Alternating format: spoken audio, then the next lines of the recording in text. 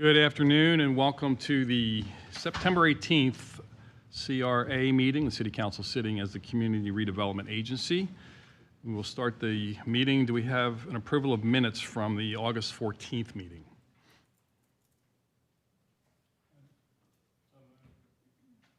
Second. All in favor? Aye. Opposed? Unanimous. Thank you. All right, time for citizens to be heard regarding items not on today's agenda. Not on the agenda.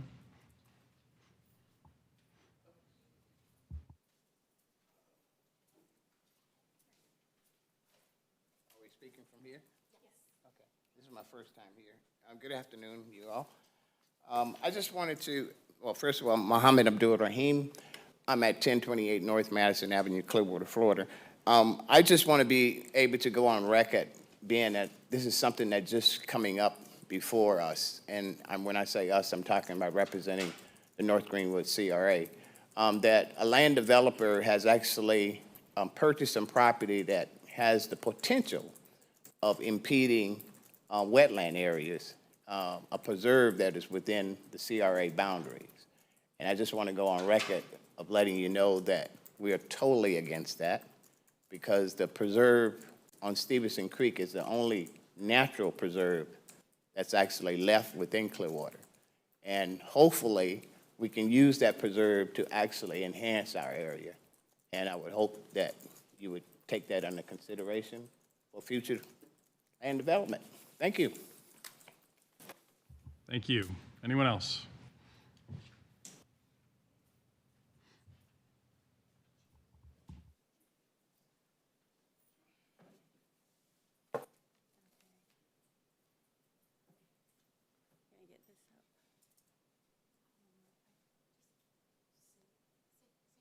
Oh, I need to get this up. Say your name and say that you're going to... Oh, my name's Kathy Flaherty, and I'm going to show on the projector. Okay, thank you. All right, first off, I'd like to start off that on the October... Ms. Flaherty, please speak into the microphone. You're pretty far from the microphone. Thank you. Okay. On October 15th at Crest Lake Park, there's going to be a Hispanic celebration. They were not invited to the Mercado and some other stuff, so there's going to be a celebration at the Crest Lake Park. I just want to let you guys know about that. So I don't know what your all's plan is. I think you guys are going to have an opening on the 15th at the Mercado, but it's not going to be, I mean, the Hispanic people weren't invited to that. What I'm here to talk about, how do I get this better, is a property on Stevenson's Creek that according to the, anyway, according to the North Greenwood, I'll play this. This is the property right here, all right? It is a part of the preserve that he was just talking about. And in the North Greenwood plan, you guys have it slated as, what is it? What do you guys call it? You can develop it. I'll get onto that. But if you can see, it's basically part of the creek, all right? You go back there, it's all part of the creek. And it's suitable for development. That's what the planning people said. This is suitable for development. All right. So here it is in the North Greenwood plan on page, I don't know what page it is, but it's showing it as a vacant land. Okay. And then the next one, here it is. It's showing as suitable for development. Okay. Who said the preserve was suitable for development? Who presented this? And here's another one where you're talking about vacant properties and infill. Okay? It's not a vacant property, it's a preserve. All right? Don't touch it. All right? There, in the long-range 2045 comprehensive plan, it shows it being a preserve. The person next, the property next to it was bought in 2017, though, for $250,000 by someone that owns it's a car wash company, I guess. I mean, why they, and that land too is also a preserve. So why anyone would buy a preserve for $250,000 unless they thought that other property was going to be developed, that's the only thing it makes sense, all right? So somebody in planning put this through to the North Greenwood to develop their preserve. That, whoever did that should be fired, all right? That is terrible. I went out yesterday and picked up 2 50-gallon bags of trash. And I mean, this is what it looks like, just so you guys know, before it gets in the trash bag. All right? I mean, this is a preserve. All right? Look at all the animals. This is the aquatic preserve areas. All right? Disgusting.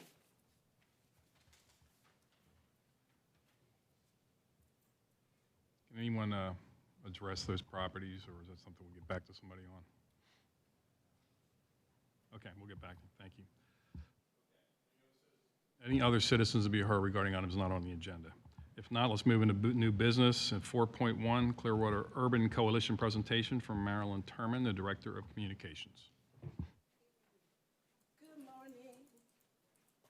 Good morning. Thanks. This is the mic goes here. All right. Anyway, I know that it is September, but this presentation is about an event that we did this year. We know that Juneteenth is now a federal holiday, and the Clearwater Urban Leadership Coalition was honored to spearhead this year's 4-day event in partnership with the city of Clearwater. And we dare not let it go unnoticed that it was a fabulous 4-day event, and that one that I'm not sure how we're going to top it next year. But it was a great event, and I wanted to share some information about that. Rosemary, you have the photos or whatever to show? You didn't get don't worry about it. That's okay. No worries. No worries. I'll just wing it. Anyway, so day one, first of all, let me go back just a little bit just to make sure everybody understands. Juneteenth is a commemoration of the emancipation of the enslaved people in the U.S. So it's important that we continue to educate people about Juneteenth and why it is important for us to celebrate that. I hope there's nobody in this room that thinks slavery was a good thing. So that's why we all should want to celebrate it, right? Okay, so what we did, day one, we did what was called Painting with a Purpose. And we had folk register to participate in the event. I will tell you, unfortunately, we had to cut off the registrations because we maxed out and so many people wanted to participate. It was a wonderful event. I did have some photos. I will refer you to where you can see the photos later. It was a well-attended, very diverse group. Age-wise, our oldest paintee was 90 years old and our youngest was probably about 7 years old. It was an amazing event, and we had food, we had social interaction, ethnicities, across the board. It was amazing, and folk want to do it now every month. So anyway, on day two of the 4-day event, we had movie night. Unfortunately, it did rain on that evening, so we had to kind of pivot, and we ended up going inside of the Aquatic Center where we had the Buffalo Soldiers, and we had the movie that we showed was 42, which was the story about Jackie Robinson. And so, again, that too was great, and thank you, Councilman Bunker, for attending that, and Councilwoman Beckman for attending the Painting with a Purpose also, and anybody else that I overlooked. I'm sorry if I missed you. It was not intentional.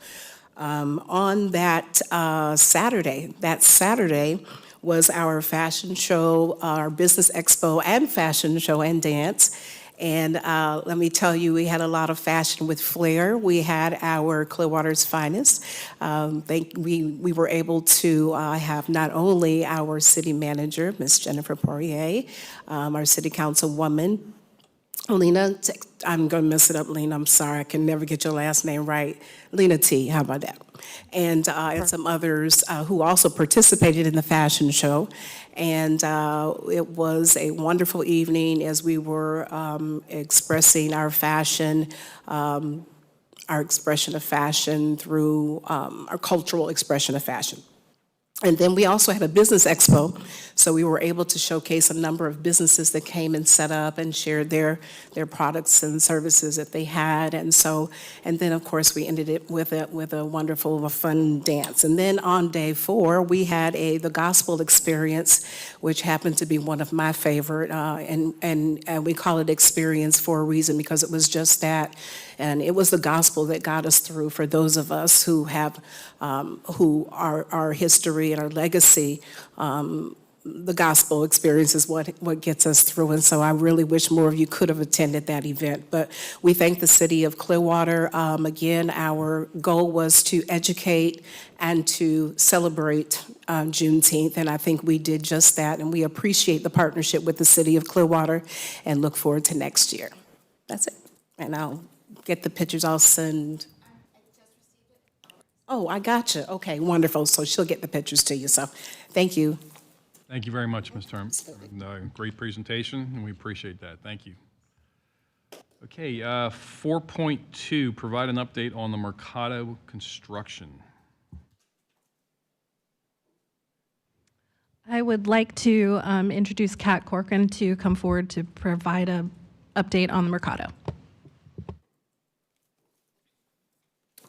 Afternoon, trustees. No hard hat today? No hard hat, no. Do you recognize me without it? No, I haven't had to wear that in a while, which is new and different. But I'm Kat Corcoran. I'm Senior Landscape Architect with the Public Works Engineering Group. I'm the project manager for the Cleveland Street Streetscape Phase 3 project, which if you've driven through, you can see that we are making tremendous progress. We are down to our final landscaping in that area. We have our final pavement installed, and by the end of the month, we should be down to just a couple of punch list items and contractual wrap-up and things like that. So we're very pleased to provide that update. And then the portion that we call the Mercado is what I'm here to talk to you about today. Last month, while I was actually out of state, we received a revised cost estimate for the Mercado based on the design changes that were approved by the trustees and the community about this time last year. The redesign effort and the ensuing price changes that the contractor is entitled to rebid for a scope change as significant as we approved came in quite a bit higher than we were expecting. In I think April, I kicked back the original price estimate saying, that's not within the budget that we had approved. And then the cost estimate that came in August was even higher than that. And the change is significant enough that I would like to go back out to bid, and the engineering department and the CRA director and Michael are on board with this. I can't guarantee right now that the pricing that we're getting is competitive because it hasn't been competitively bid. We regret the delay as a result of this, but right now we believe the only way that we can move forward with confidence is to competitively bid the project to ensure that we're getting the most cost-effective approach available. I have some photos of the approved design if you'd like to be reminded of what we're doing. So I do need to ask you to use your imagination very slightly because they're in two separate photos. The shade structure that the community chose is what I'm calling the pinwheel. So it's exactly what it sounds like. It goes to a center point and radiates out. These are not the final colors, but they are within the final color palette. I'm sorry, they're not within the final color palette. But we'll be leaning more towards the green end of things. Now, this next view is from roughly the same angle, so just picture what I'm about to show you underneath this one.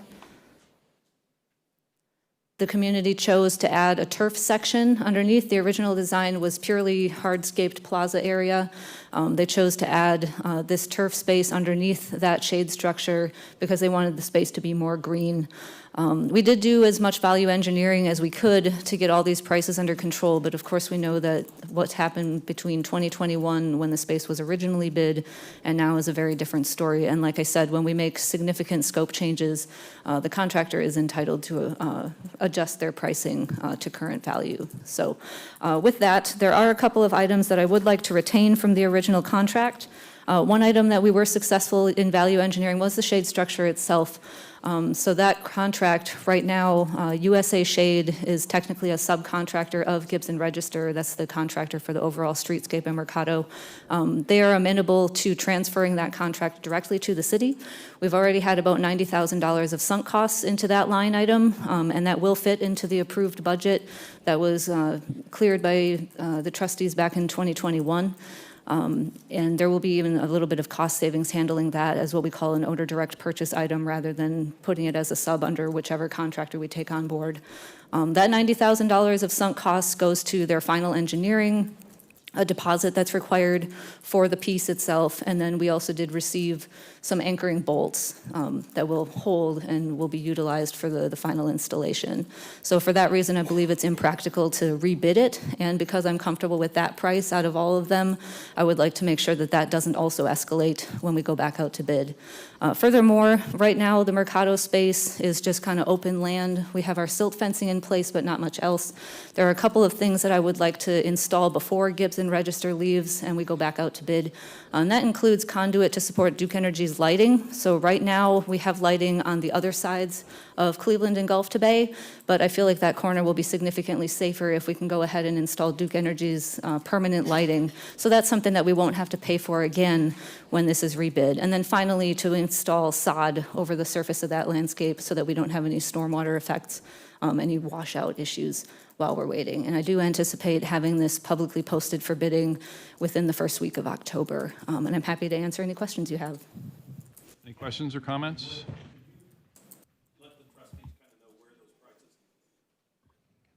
If you could you let the trustees know where those prices came in that precipitated our review and need to go back out? Yeah, so I've had some discussions with our procurement manager, Lori Vogel, and Owen Kohler in our legal department, and I would like to avoid, unless I'm specifically told by the legal department too, I want a competitive bid, and if I announce the number that came in, then everybody would just undercut that by a few thousand. So I would just like you to trust me that it was significant Thank you. enough that I would come here and do this. Other questions or comments? Yes, sir. So what is going to happen in October? Are you going to have some of this prepared, like without the roof on it? You said something about putting sod down, but... Yeah, let's see, you can see my finger, great. So I'm going to trace kind of the exterior property line. It goes like along the sidewalk that already exists. So all of these planter beds that you see are within the Mercado project, and then all of this hardscape and all this turf, all this landscaping. So right now, the sidewalk that is there will remain, and everything between it will be sodded with the exception of the areas where we put the permanent light posts in. Okay, so it could be used or at Yeah, least... it'll be an open turf area. If people want to sit there, I certainly wouldn't stop them. But it'll just be like a line of the lights, which I said are going to be in their permanent location, and sod.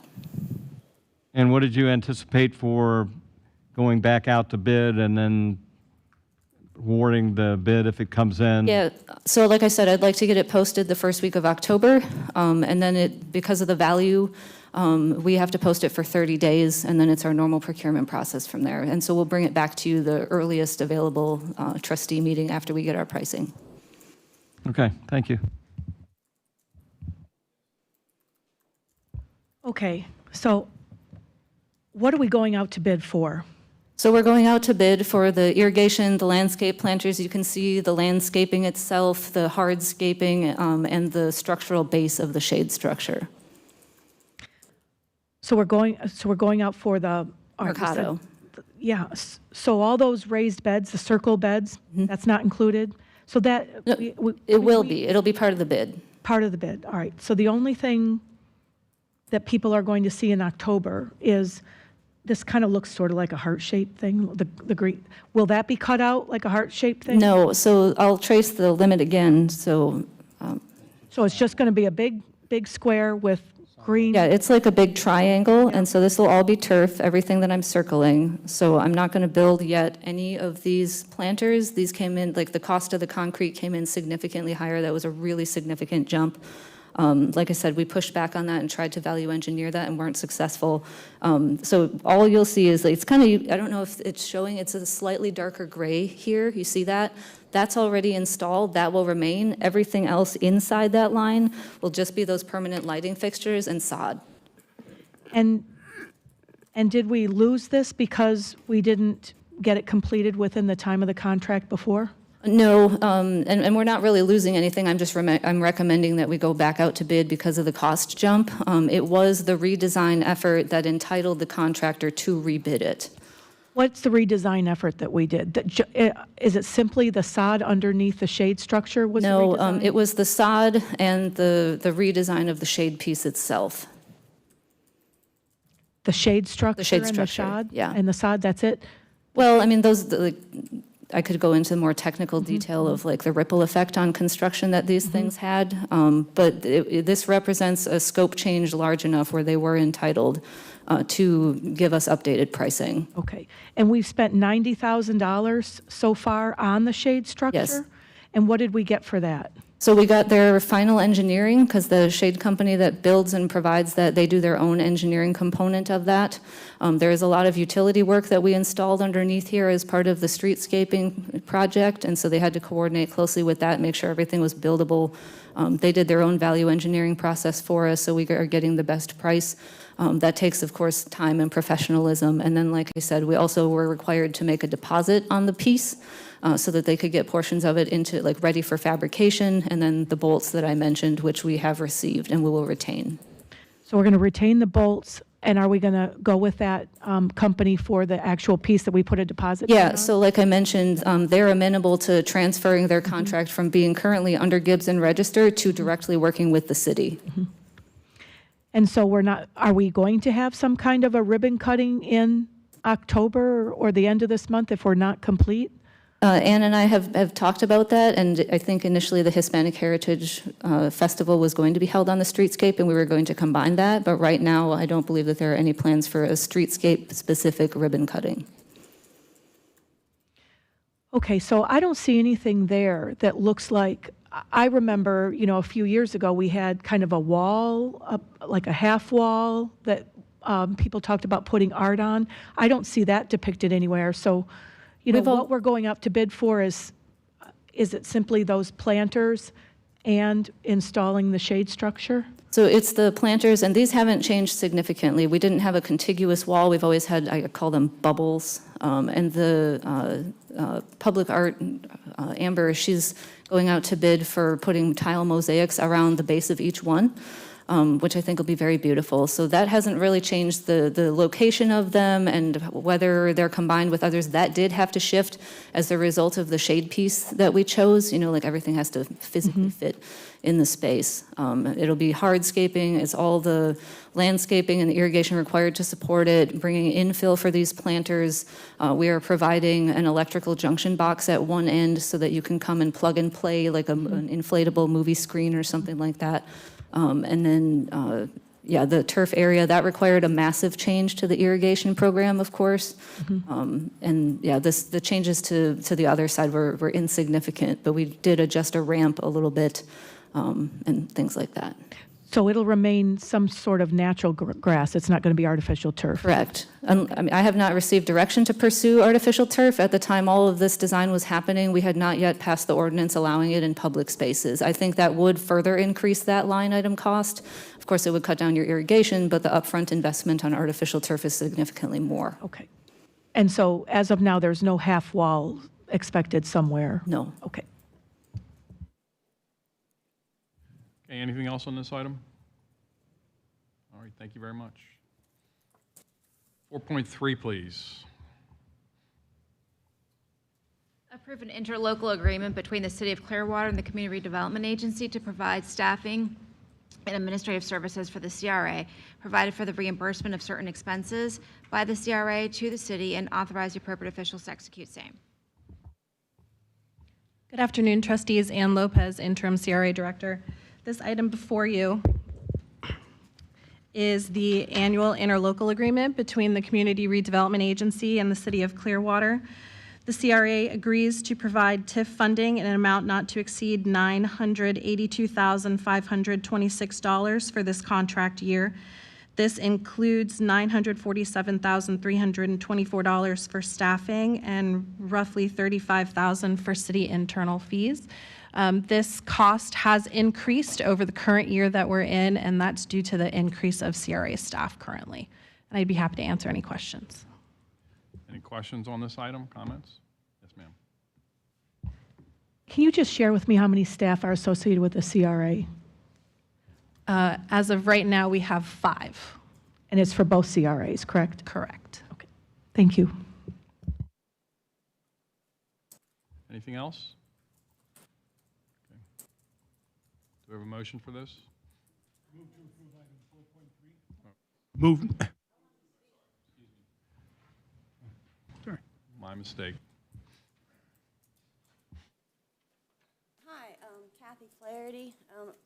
Yeah, oh, sorry. Kathy Flaherty.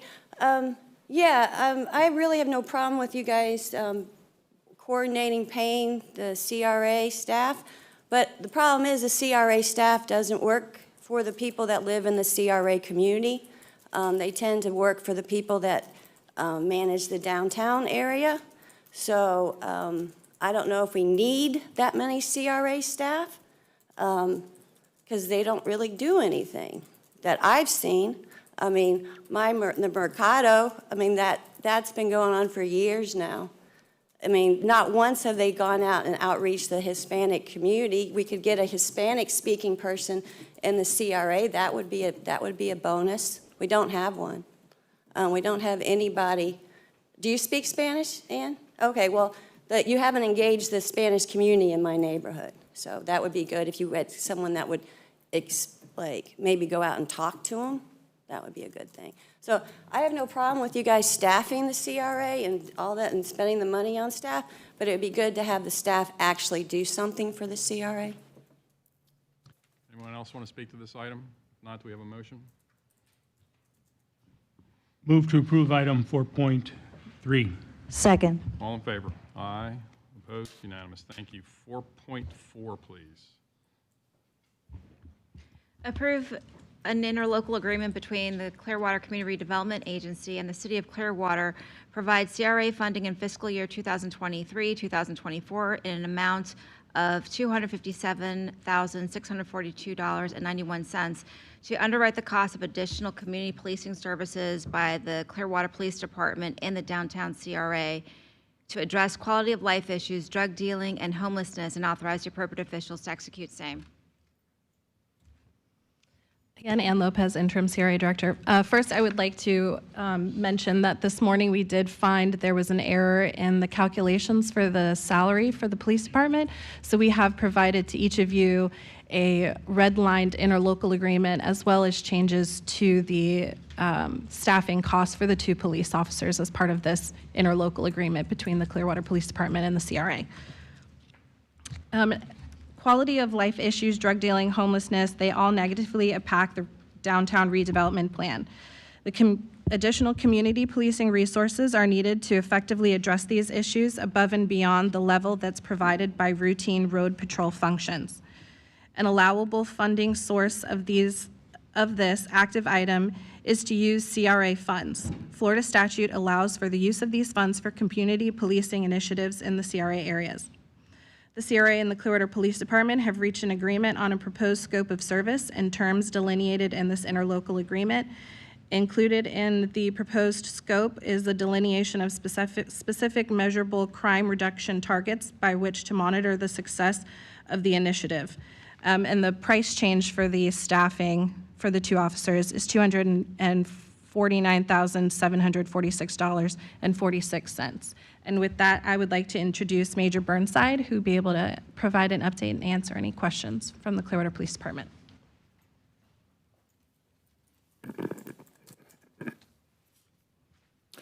Good afternoon, Major Nate Burnside from the Police Department. This item before you is a renewal of the annual agreement that has been in place between the Police Department and CR since 2008.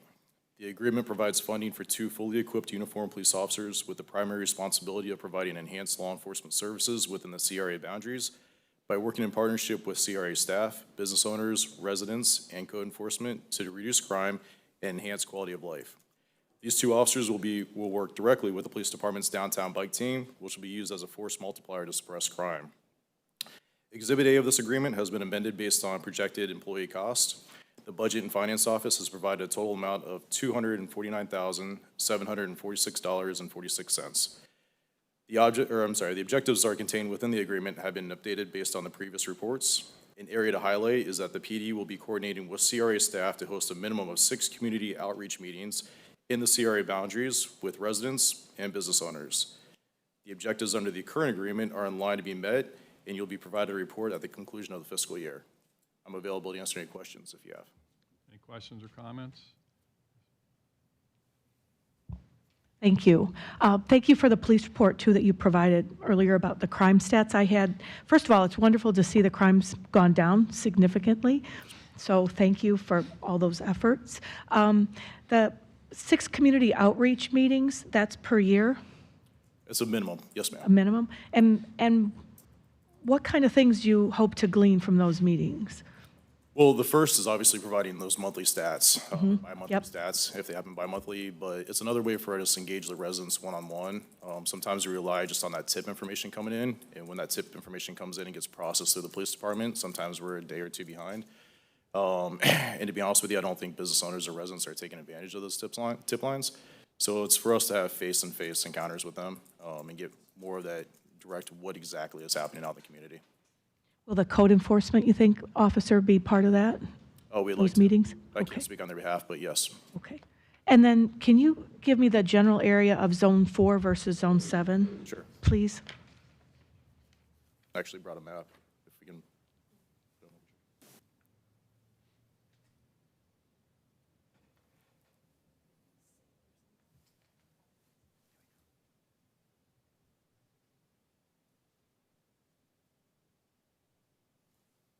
So the area,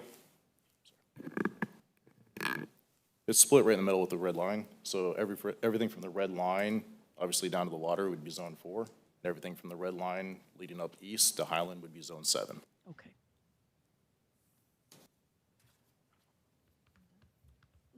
Thank you. You're welcome. I have a quick request. These yearly and monthly reports that includes activities and statistical information, can that be directly sent to the CRA trustees? Thank you. Any other questions or comments? So the price went down by about $8,000. Those are the kind of mistakes we like. Anyone from the public want to speak to this? You have to come up.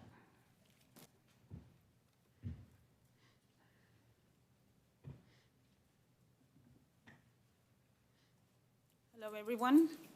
My name is Gina Ramos. I am the president of the Clearwater Hispanic Farmers Market. Hello.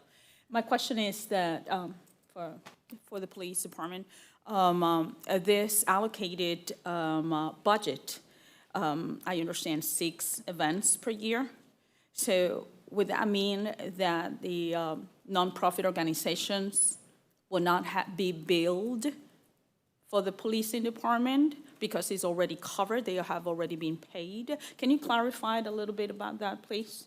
So, thank you. I can answer that one for you. So the 6 events that Ms. Ramos is talking about is the community engagement. So those would not be event specific, like the Hispanic Farmers Market. Those are more engagements that the CRA staff and the Clearwater Police Department would go out and do throughout the entire CRA. Yes. Okay. Anyone else want to speak to this item?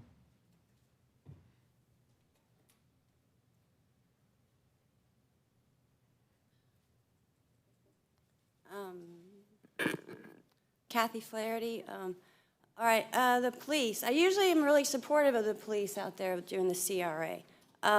This year, I'm not so happy. Part of it is because of the streetscape, and we've had no street lights on Gulf to Bay for almost 2 years. Okay, it is dark. That street has been closed for 2 years. You try to run a business with your street closed for 2 years. You try to be safe with a street closed for 2 years. Okay? It doesn't work. The neighbor who has a real estate business, her place was broken into a couple days ago, all right? They stole her laptop and her hard drive and her computer. So somebody has all the real estate information from that business. That's her whole life, okay? And that street is dark, okay? And I don't think that would have happened if we had a street light. I also haven't seen, I have begged for more police up there to drive around. I haven't seen anybody up there, all right? Okay, I don't know where you guys been. I mean, we get up, my shop opens at 6 o'clock in the morning. That's when everything happens up there. There's a lot of stuff in my neighborhood that goes on early in the morning. I mean, but I never see any police. I see Johns driving around. We're lower on the prostitution because you closed the Hooker Hotel, all right? And we're lower on the drugs because you guys finally closed the crack house up there. But we are not lower, but we're still getting broken into. And it's not the people that live in the community, it's transients that come in, okay? They know who robbed the place next door to us. It was some guy with a giant skateboard. He actually robbed it by skateboard because it was so dark, all right? You usually aren't able to rob someplace and escape by a giant skateboard. He took a giant TV, like, he couldn't even carry it. He put it under his arm and took off with it down the street on his skateboard at 4 o'clock in the morning. But it was dark because there's no street lights. So I'm asking you guys to please get the police up there and keep us safe. I mean, you guys don't care if we have lights or not. At least give us some police we pay for. Anyone else want to speak to this item? Yes, ma'am. Well, can we have some information about when lights will be operational and any additional patrolling in the area? Absolutely, yes, I can look into getting that for you. Thank you. Anything else? Yes, sir. Yeah, I'd like you to let us all know about that, please. Thank you. Okay, do we have a motion? Motion to approve agenda item 4.4. Second. All in favor? Aye. Opposed? Unanimous. Thank you. 4.5, please. Approve the interlocal agreement with the Downtown Development Board to provide personnel, administrative, and management services during fiscal year 2023, 2024, in the amount of $84,357. Refund the CRA tax increment fee of $363,012, and authorize the appropriate officials to execute same. Florida State Statute 163-387 requires that all taxing authorities, which includes the Downtown Development Board, make an annual appropriation in an amount equal to its increment increase in ad valorem revenue within a CRA area. The DDB's increment payment is $363,012, according to Pinellas County Property Appraiser's Office. The CRA and DDB can enter into an agreement in which the DDB agrees to perform certain responsibilities and functions, including funding projects and programs consistent with the Downtown Redevelopment Plan. The intent of this agreement is for the DDB and the CRA to work collaboratively on projects and programs that further downtown goals and objectives. The management of the DDB by the CRA staff enables the CRA and the DDB to utilize public dollars more efficiently. The DDB shall pay the CRA $84,357 for services agreed to in this interlocal. And the Downtown Development Board approved this interlocal agreement at their August 2nd meeting this year. I'd be happy to answer any questions. Any questions or comments on this item? Anyone from the public want to speak to this?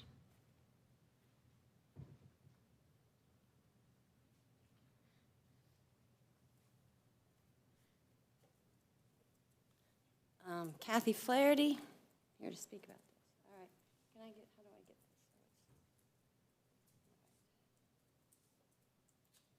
Wait, I can't, I'm not.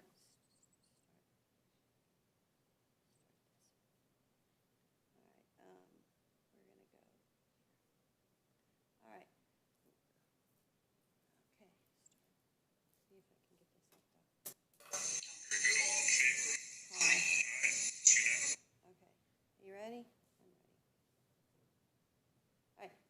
I'm going to play a video. This is last year's DDB approval meeting of this. They have to approve their side of this contract.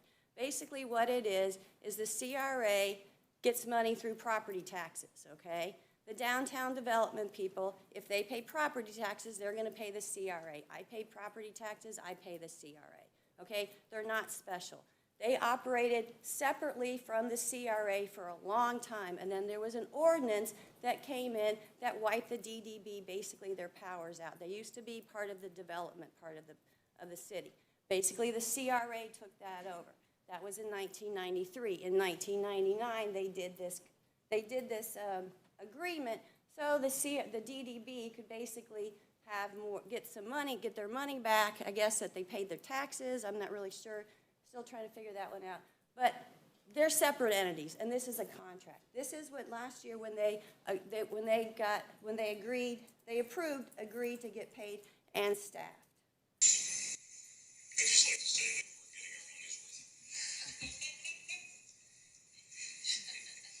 They laughed.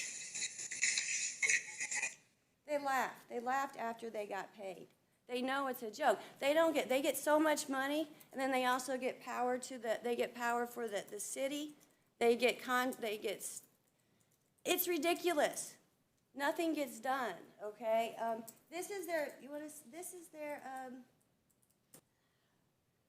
They're supposed to give advice to the CRA staff, all right? Basically, they've laughed in your face, Mark Bunker, like 3 times, all right? They don't do anything. They don't do anything for the CRA. It's a waste of money, all right? And Lena was on it, and you were on it. You shouldn't be voting for this contract. That's a I don't know what you call it.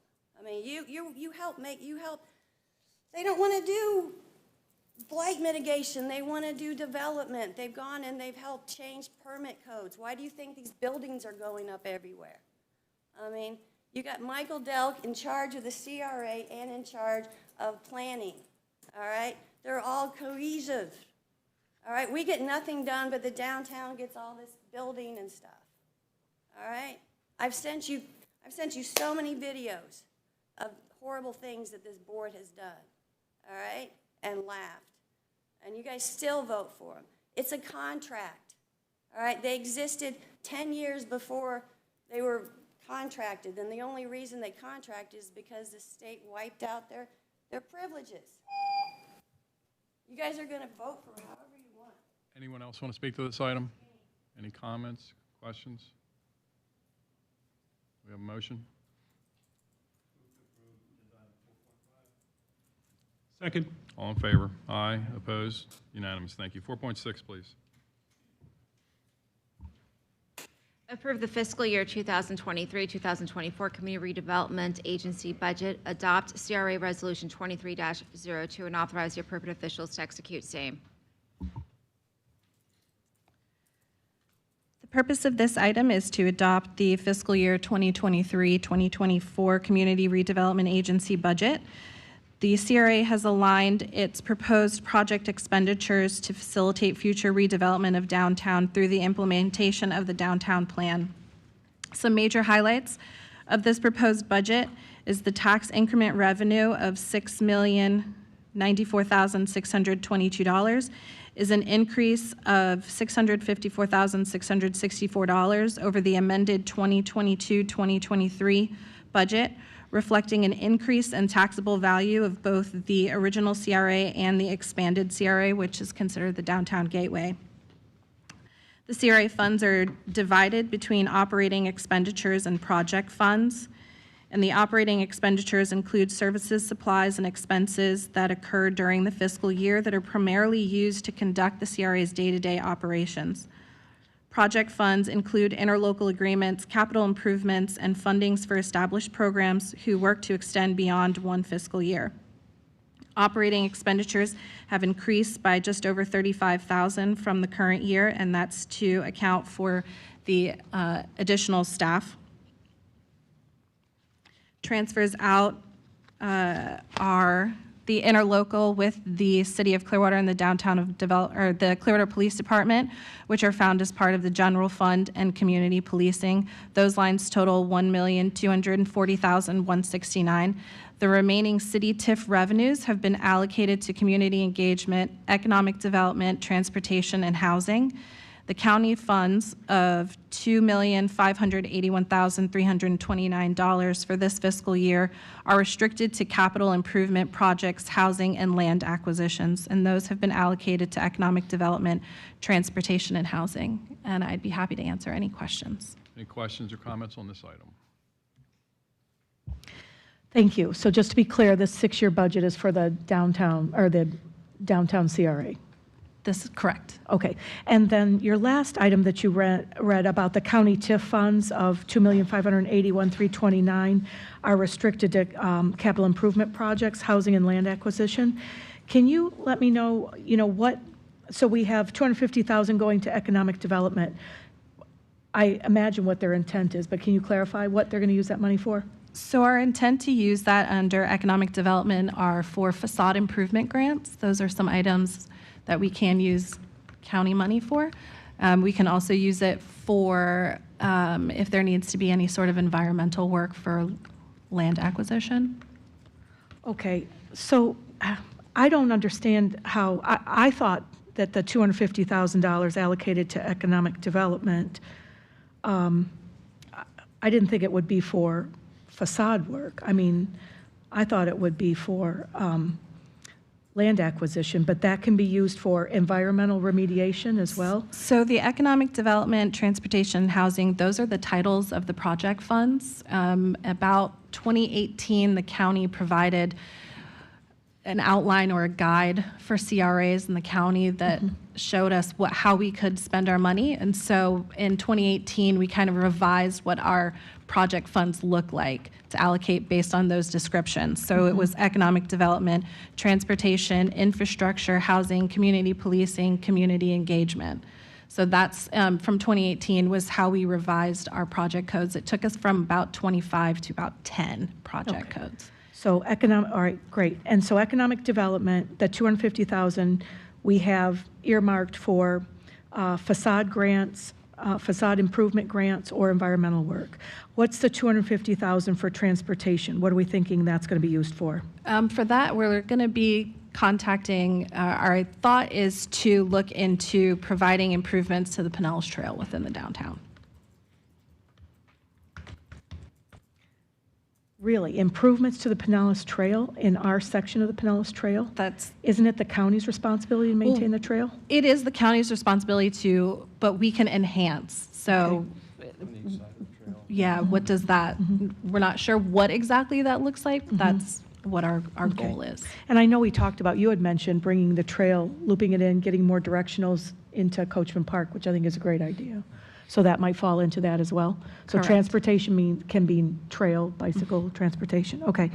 And then over the $2 million for housing, what's your anticipated use of that? So currently, we have $1 million that the trustee had approved last year for Archway Gardens, and we'll be bringing another item forward, I think, in October. That's for 306 South Washington, and that one will be asking for just a little over $1.5 million.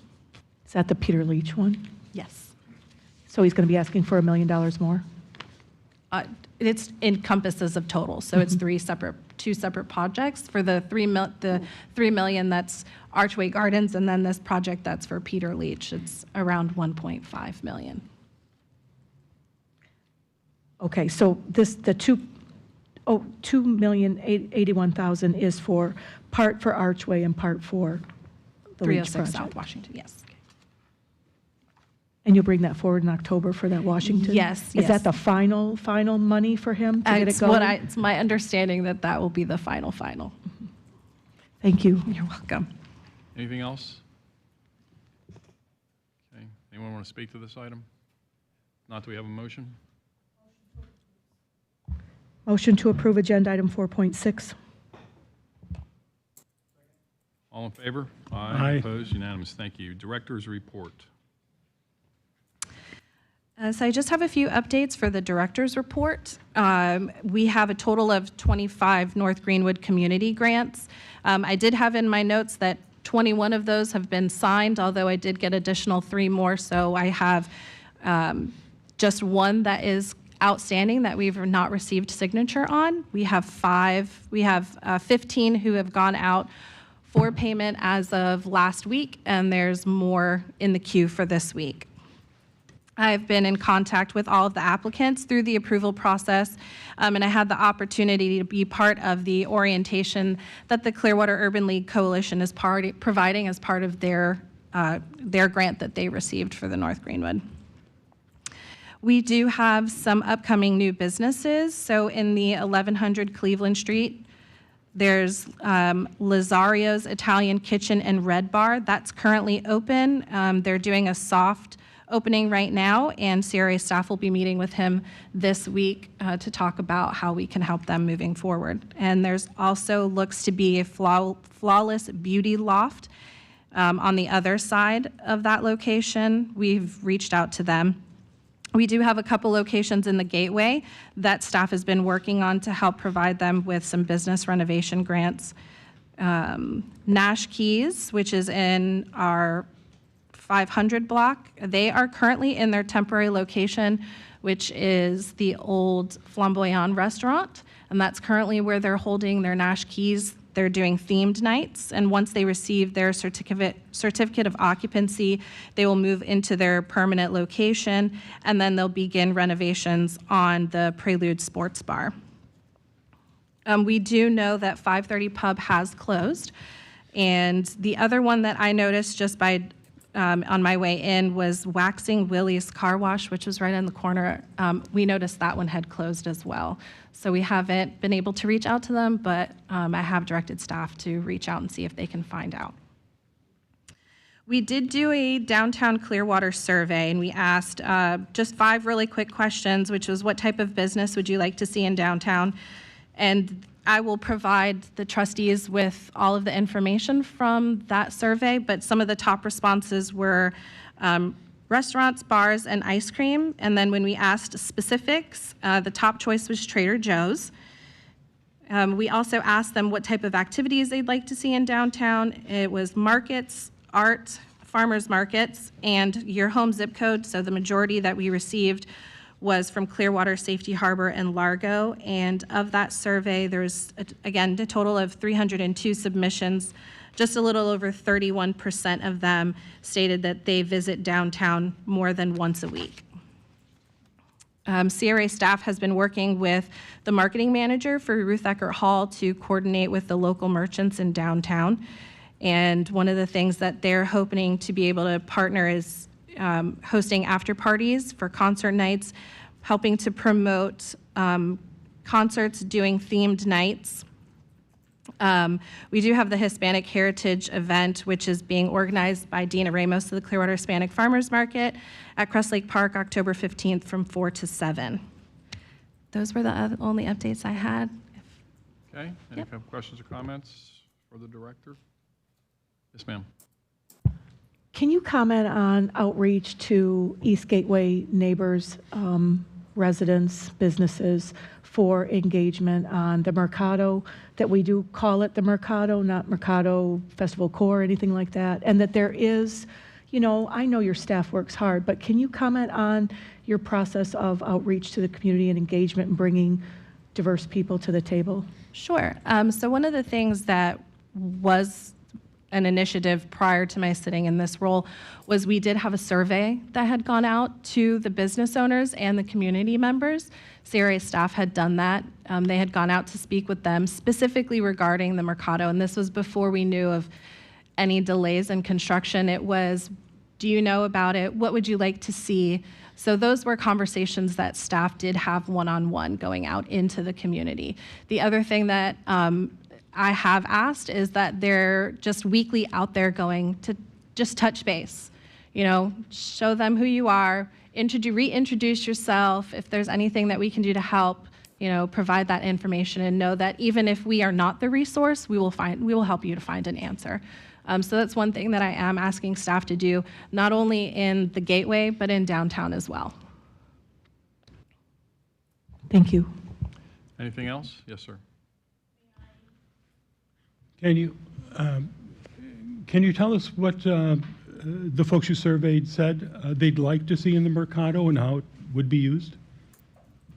So some of the things that they had asked to see were weekend festivals, markets, and things that bring in children. That was the one, those were kind of the top 3 answers that we had heard were markets, festivals, and then things for children. Thank you. Anything else? Okay. Thank you very much. No? Okay, sure.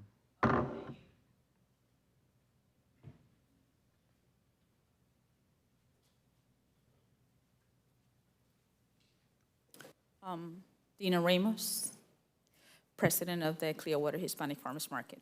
Hello again. I just wanted to bring to your attention, you know, the gap between the Hispanic community and city of Clearwater.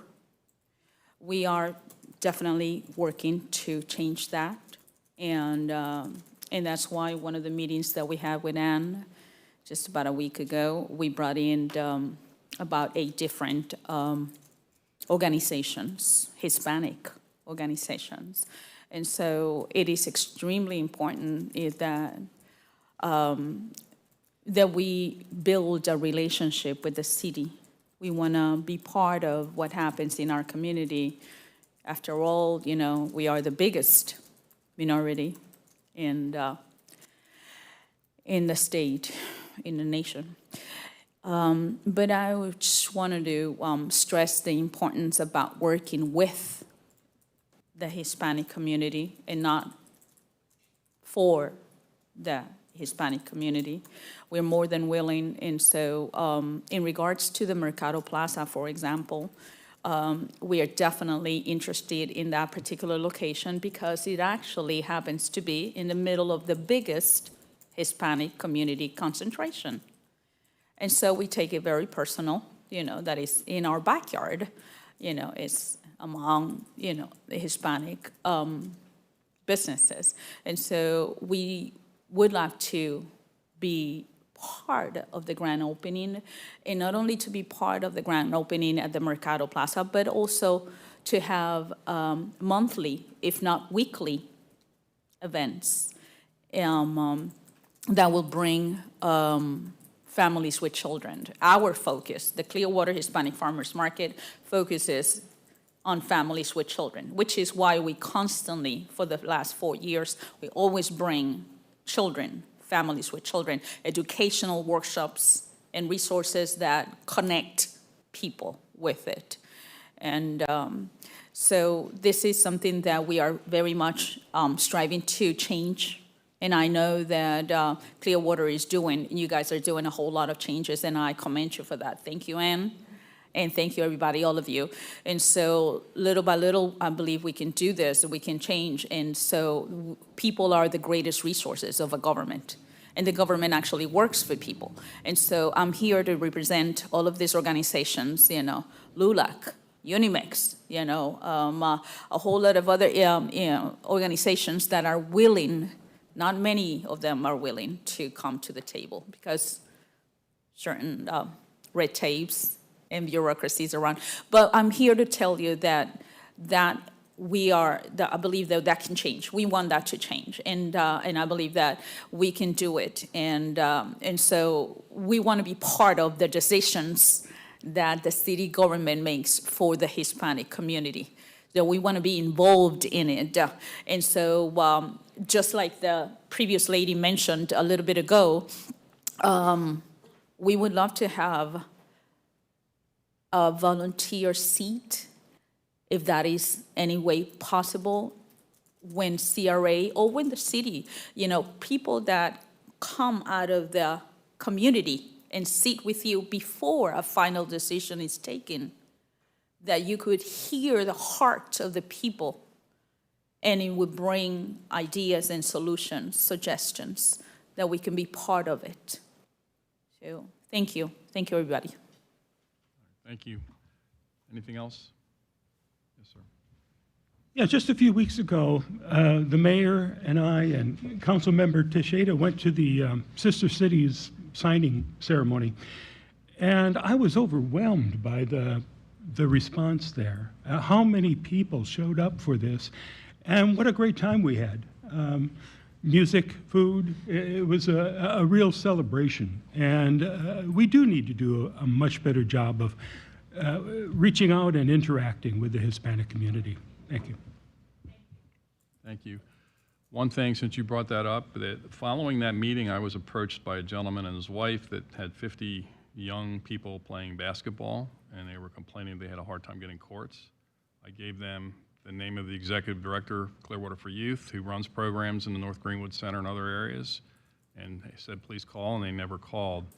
From what I'm hearing is sometimes that there's a lack of trust, and I think that has to be bridged, because those young boys and girls that want to play basketball should have that access, and I tried to tee it up for them, and they never followed through. So if you know them, please tell them to follow through. We'd like to see them get involved and have a place where they can play their basketball games.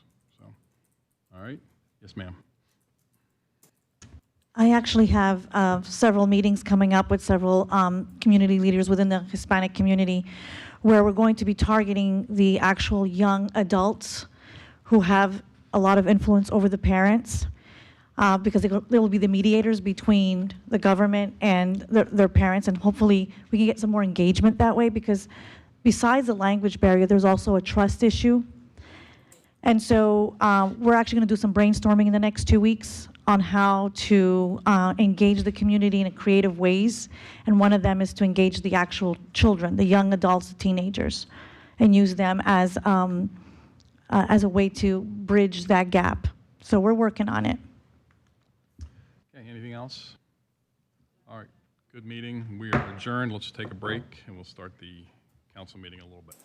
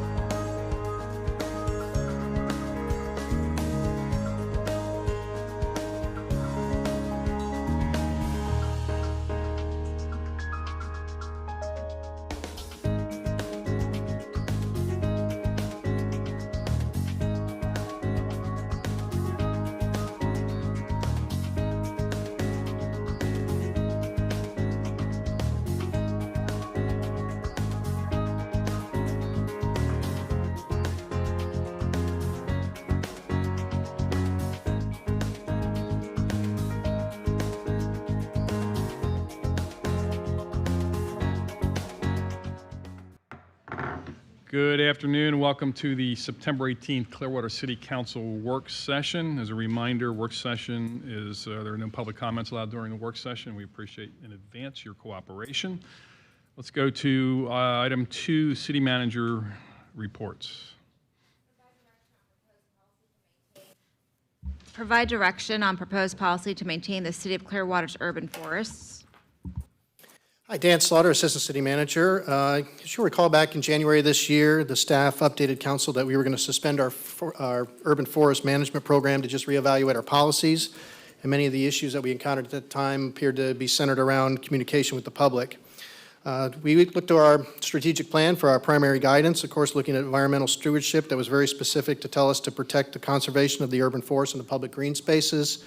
And some staff also felt this was an opportunity for us to focus on the community well-being objectives as well, which included 3.1 and 3.3, which promoted just engagement with the public and creating a sense of community well-being. We conducted internal discussions. We benchmarked other government entities. We spoke with citizens and also the Environmental Advisory Board.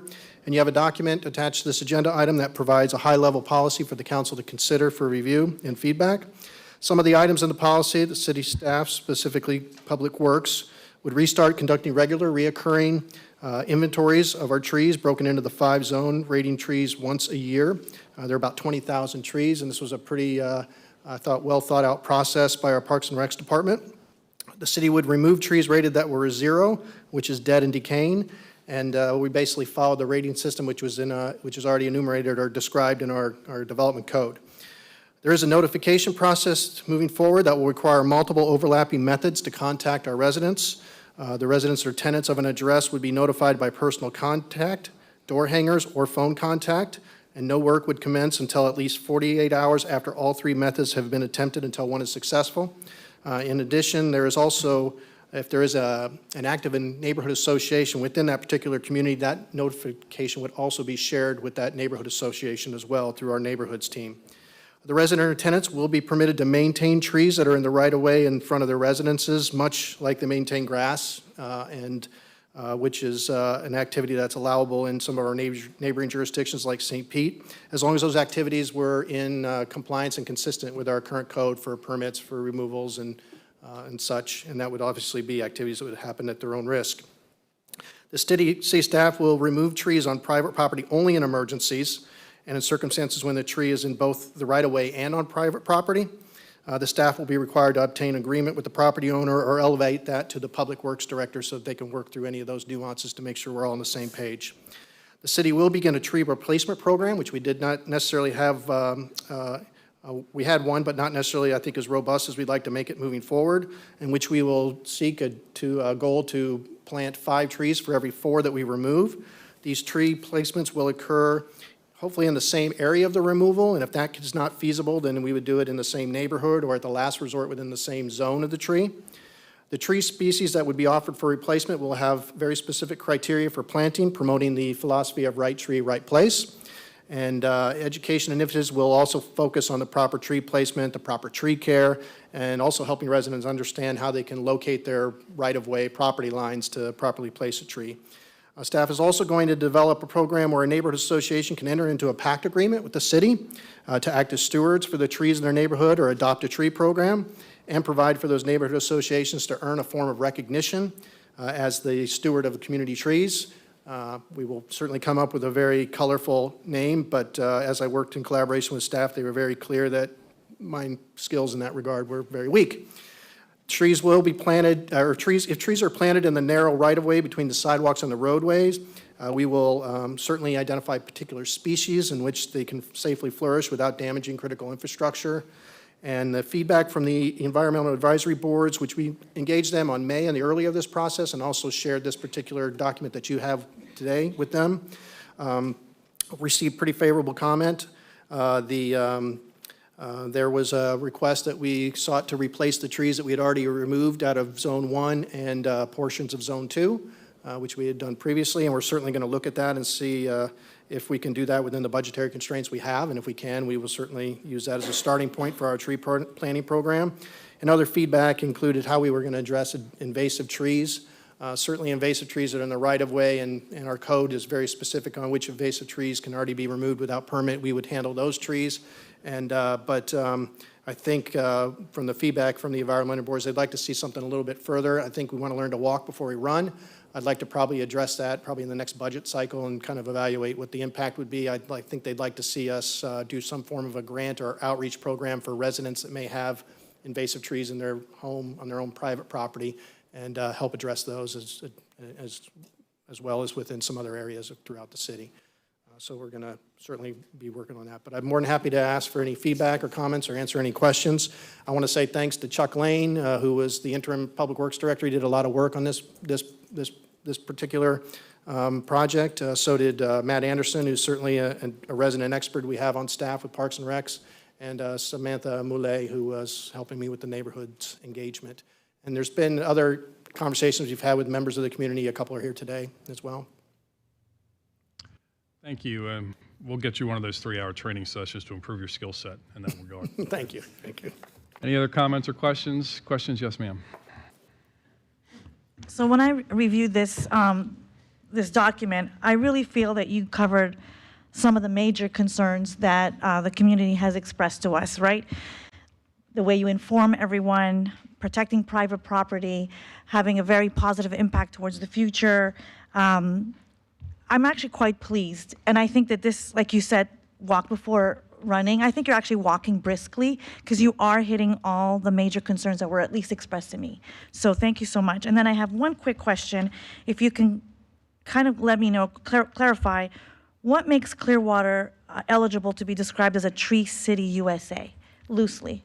Loosely, the requirements, and maybe Matt Anderson might actually come up and have to speak to this, but I believe you have to have an inventory, you have to do an annual tree giveaway, and you have to kind of have some certain, codified responsibilities with trees. I don't know, Matt, am I missing any? Good, thank you. Hey, thank you. Yes. Do we still have that website that shows the tree inventory? I believe we updated the website to indicate that we were suspended, but you can access the map or the information on the GIS maps. They're available. I looked at them, so they were available. I don't know if they're forward-facing, though, right now, or public-facing.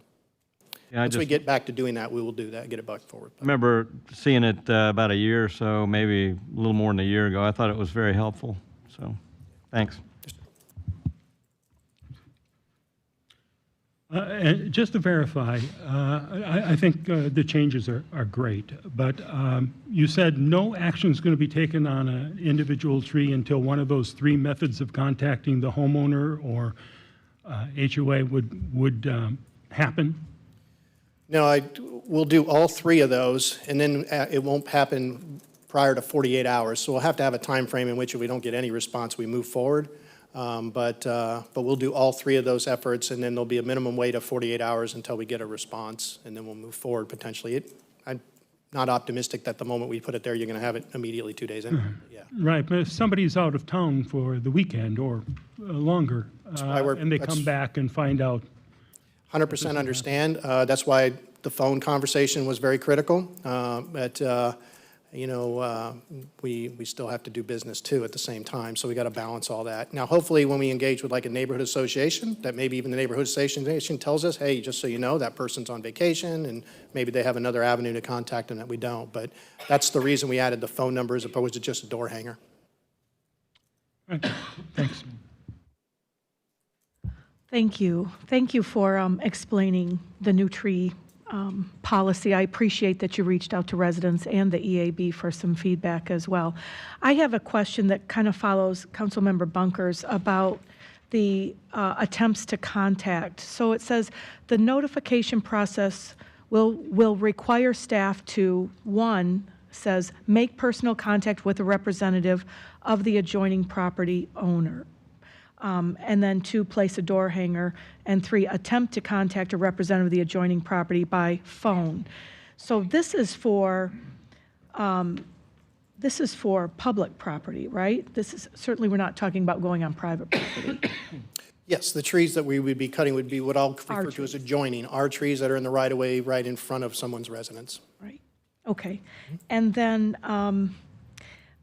when you talk about, you mentioned in dealing with invasive trees or species, but if they're large and healthy and providing shade, are we going to move forward with removing those if they're classified as invasive? If they're large, healthy, and providing shade? So, I think when we use the word invasive, we're probably using it a little loosely, but when I speak of invasive, I'm speaking of what's defined in our code as invasive, which is limited to a very few species. Now, there's certainly ones that are invasive that the state of Florida has claimed, and those are not the ones I necessarily would put into that same category. So the ones that are enumerated in code, I think we want to take, that's going to be your Brazilian peppers and some of these ones that are really problematic. But no, I don't believe. We'll look at the inventory maybe next year and see what we have in the actual right-of-way that are of concern, and certainly you can evaluate that moving forward. Okay. And then I appreciate this phrase here that says, the city of Clearwater will address low-hanging branches and limbs that create an unsafe condition or interfere with vehicle travel on roadways or pedestrian travel on sidewalks. So does that mean if someone's shrubbery blocks a car's view to turn out onto the road, is the city going to come and trim that shrubbery on private property, or is it only these? Yeah, that's probably a different code environment. When I'm talking about, it's like low-hanging branches that would interfere with like school buses, trucks, cars, block sidewalks from being able to pass. Okay. And we would certainly be within our authority to go ahead and cut and trim those branches for safe movement. If you're talking about site triangles, that may be something that's a little more efficient, covered by code. Okay. Then I had one more. Are you,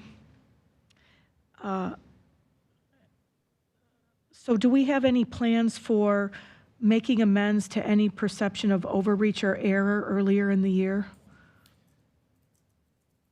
Well, I think the desire to try to go ahead and constitute our planning program and using that retroactively to replace what we removed in our right-of-way, I think that is about where we are. I mean, I think we've pretty much publicly apologized to the point that we're certainly, remorseful. I know some of the residents have worked with risk management to correct some of those grievances, and I think we're moving together in a positive spirit right now. So I don't think we're losing that momentum. Okay, great. And then one last thing. I had a resident write over the weekend, actually, about pruning palm trees, and I'm just wondering, do we spend money on like aesthetic pruning and landscaping things that, because he's talking about, he said he's a resident of Pinellas County for 45 years. He's attached an article from University of Florida that talks about, he says, I see the city spent a fortune on palm trees at the new Coachman Park. Sure hope they will follow some new diligence, keeping these trees healthy, follow with the trimming of palm trees. It really isn't that difficult. Not only does the over-trimming harm the tree, eventually kills them, it fills up with landfill with unnecessary green fronds and takes much longer to decompose than the brown ones. Reality is none of it should ever be trimmed because the dead fronds become home for the Florida bat, which eats mosquitoes and other small bugs. But I get why people don't want to see brown fronds. But anyway, I mean, it's just kind of. So I would say that, we're fortunate to have some people who are very knowledgeable in this space that are arborists. I think there are some palm trees where it is probably very prudent for you to trim them. I think there's other ones that are not. Many of the sable palms we have on the beach, those do not get trimmed, despite some people wanting them trimmed for aesthetic reasons. But there are other times when I think it makes a lot of sense to trim the palms to manage the fruit dropping off and how that rotting can create a walking hazard, let alone odor and all damage to the sidewalk. So I think we're in a comfortable balance there. We spend about $180,000 on trimming palm trees throughout the city, but we trim the ones that are supposed to be trimmed. And I think Matt could answer that if you wanted to speak to him about it. But Thank you, I appreciate that. I mean, it's all good. all right. During our CRA meeting this afternoon, Kathy Flaherty and Mohammed both got up to talk about the potential development of wetlands in the North Greenwood CRA.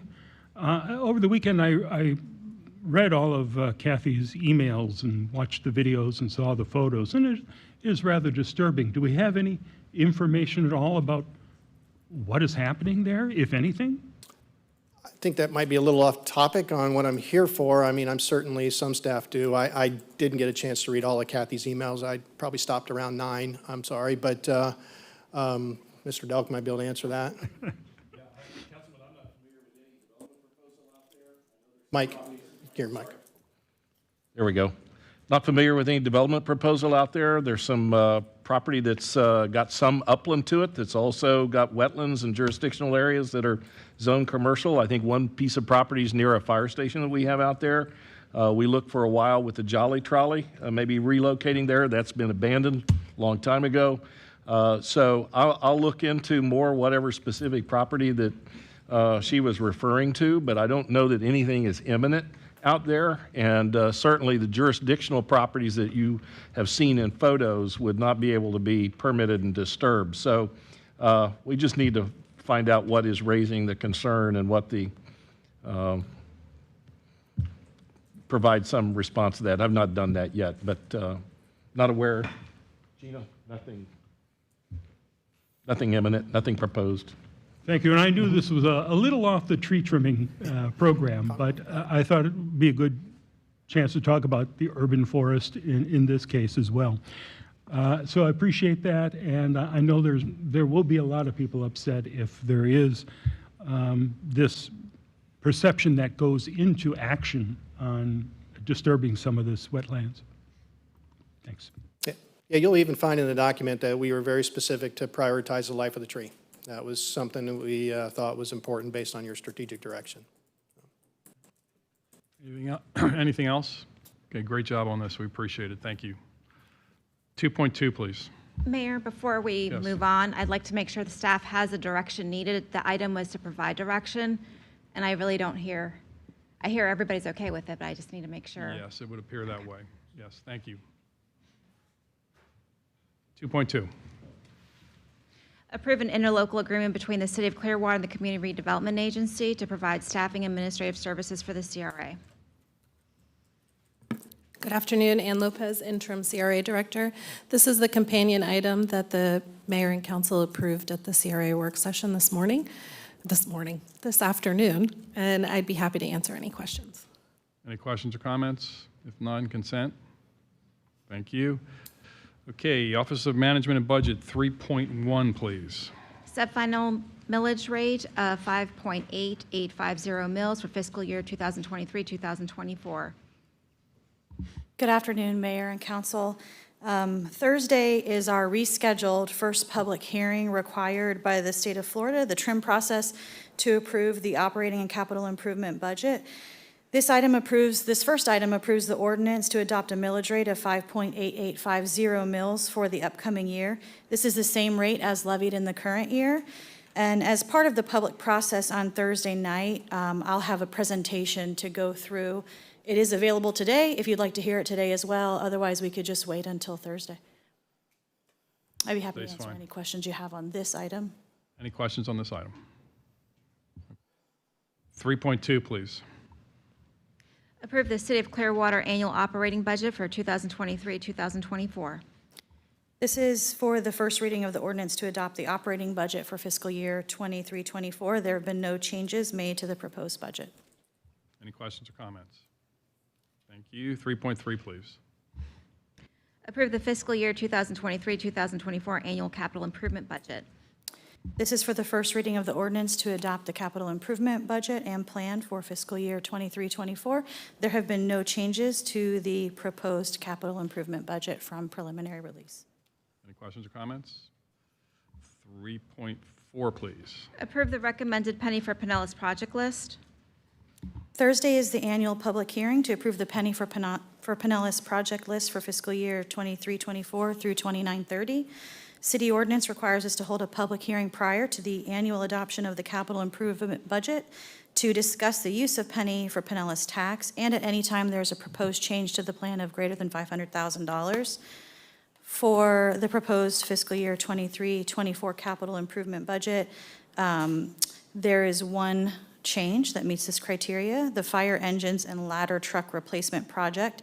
Funding for this project is being increased by a total of $1,843,990.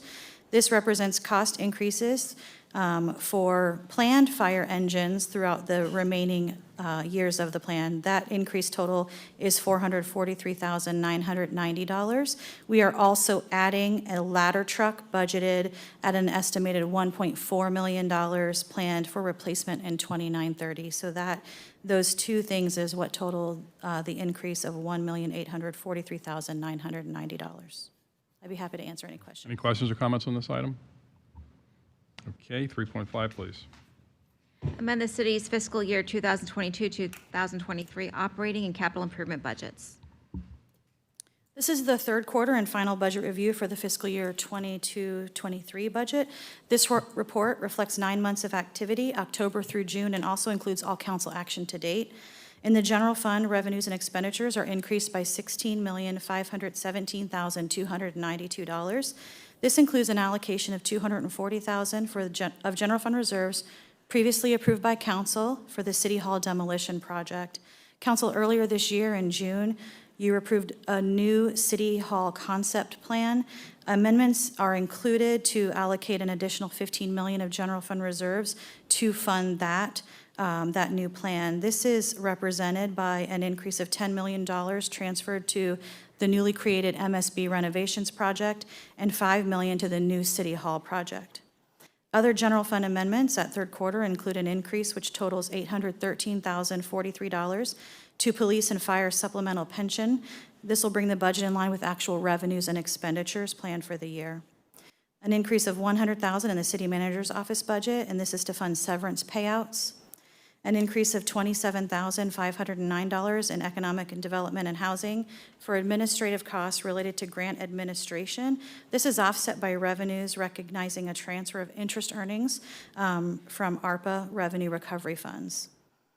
An increase of $209,550 for retirement payouts in the fire department, and an increase of $127,190 in the non-departmental cost center for land development cost, and this is offset by revenues transferred from the special program fund. At third quarter, we take an opportunity to analyze and adjust revenues in line with anticipated revenues for the year. After adjusting for expenditure increases just noted, this results in a net revenue surplus of $5,754,684 for the year.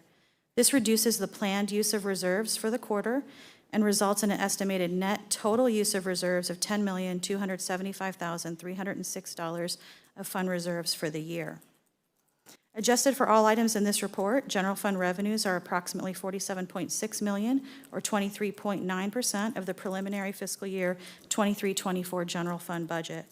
This exceeds our minimum reserve requirement by $30.6 million at third quarter.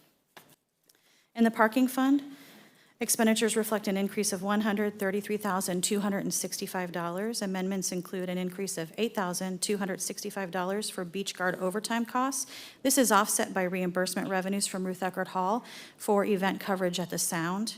We're also increasing operating expenses for parking operations by $125,000, and this increase is offset by revenue adjustments. In the capital improvement fund, a net increase of $17,825,165 is reflected at third quarter. This includes the $240,000 previously approved general fund revenues transferred to the City Hall demolition project, and also the general fund reserves that we just spoke about, $5 million for the new City Hall project and $10 million for the MSB renovations project to fund the new City Hall concept plan.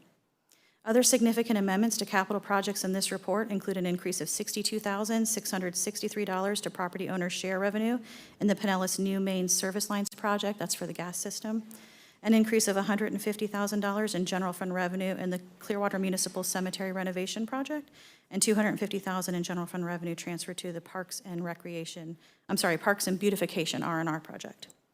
In the Special Program Fund, an increase of $2,350,712 is reflected at third quarter. Significant amendments include $620,735 in public safety revenues for the 23, this includes amendments for the 23-24 school resource officer agreement, grant funding recognized in the Mental Health Co-Responder Program, and reimbursement revenues for agency assistance programs.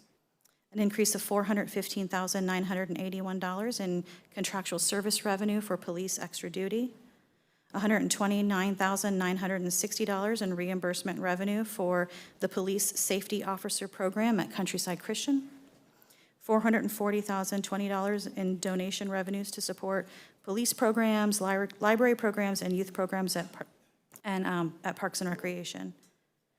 $25,000 for the second year of the Duke Energy Economic Development Grant Program, $3,100 in foreclosure registry fees collected, $98,460 in fines and court proceeds for public safety programs and the tree replacement program, $90,978 in insurance reimbursements in the police vehicle replacement program, $3,552 in special events revenues received, and $918,926 transferred between existing special programs. I'd be happy to answer any questions you have. Any questions or comments on this item? Thank you, Kayleen. I just had a question. I think way early at the beginning, you mentioned the ARPA interest funds using about $25,000 for administrative. Is that the first time we've pulled from ARPA interest? Yes. And what's the balance of ARPA interest? I don't have that, but I can get that too. Okay, I thought we had like almost $500,000 in there. Yeah, when we had a one-on-one earlier this year about the budget, I know I reported to you what that total was, but I'm sorry, I don't have it with me. That's okay. So we're pulling out for administrative of ARPA activities. Right. Okay, but that was the first time we've taken a, Yeah. thank you. It's for the grant software. Anything else? Thank you. Finance, please, 4.1.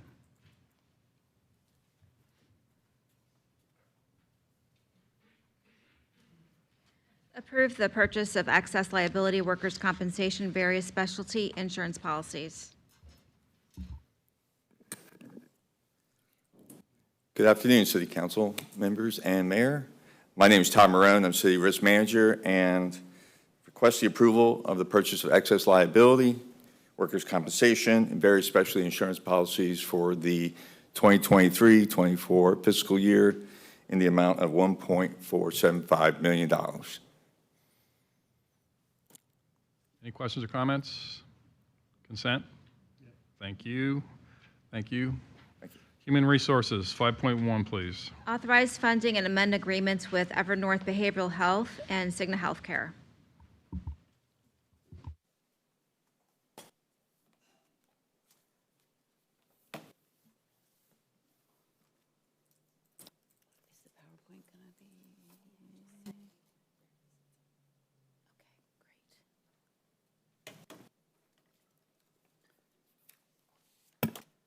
Good afternoon, everyone. I'm Jill Paul, HR Manager, and I'm here this afternoon to review our 2024 medical plan renewal.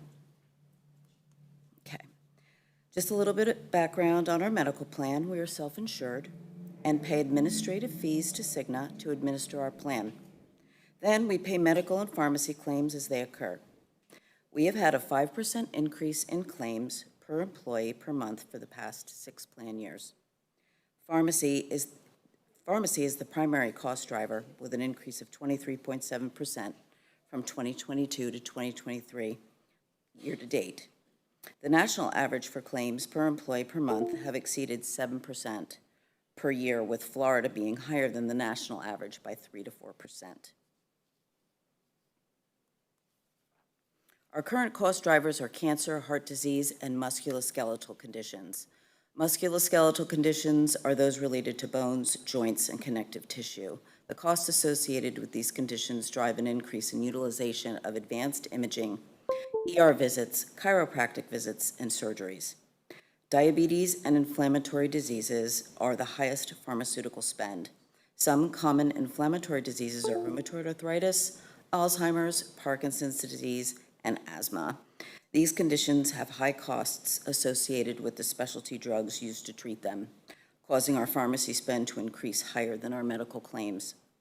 Claims are mainly driven by the high cost of claimant activity, where 12 members are making up 21% of costs.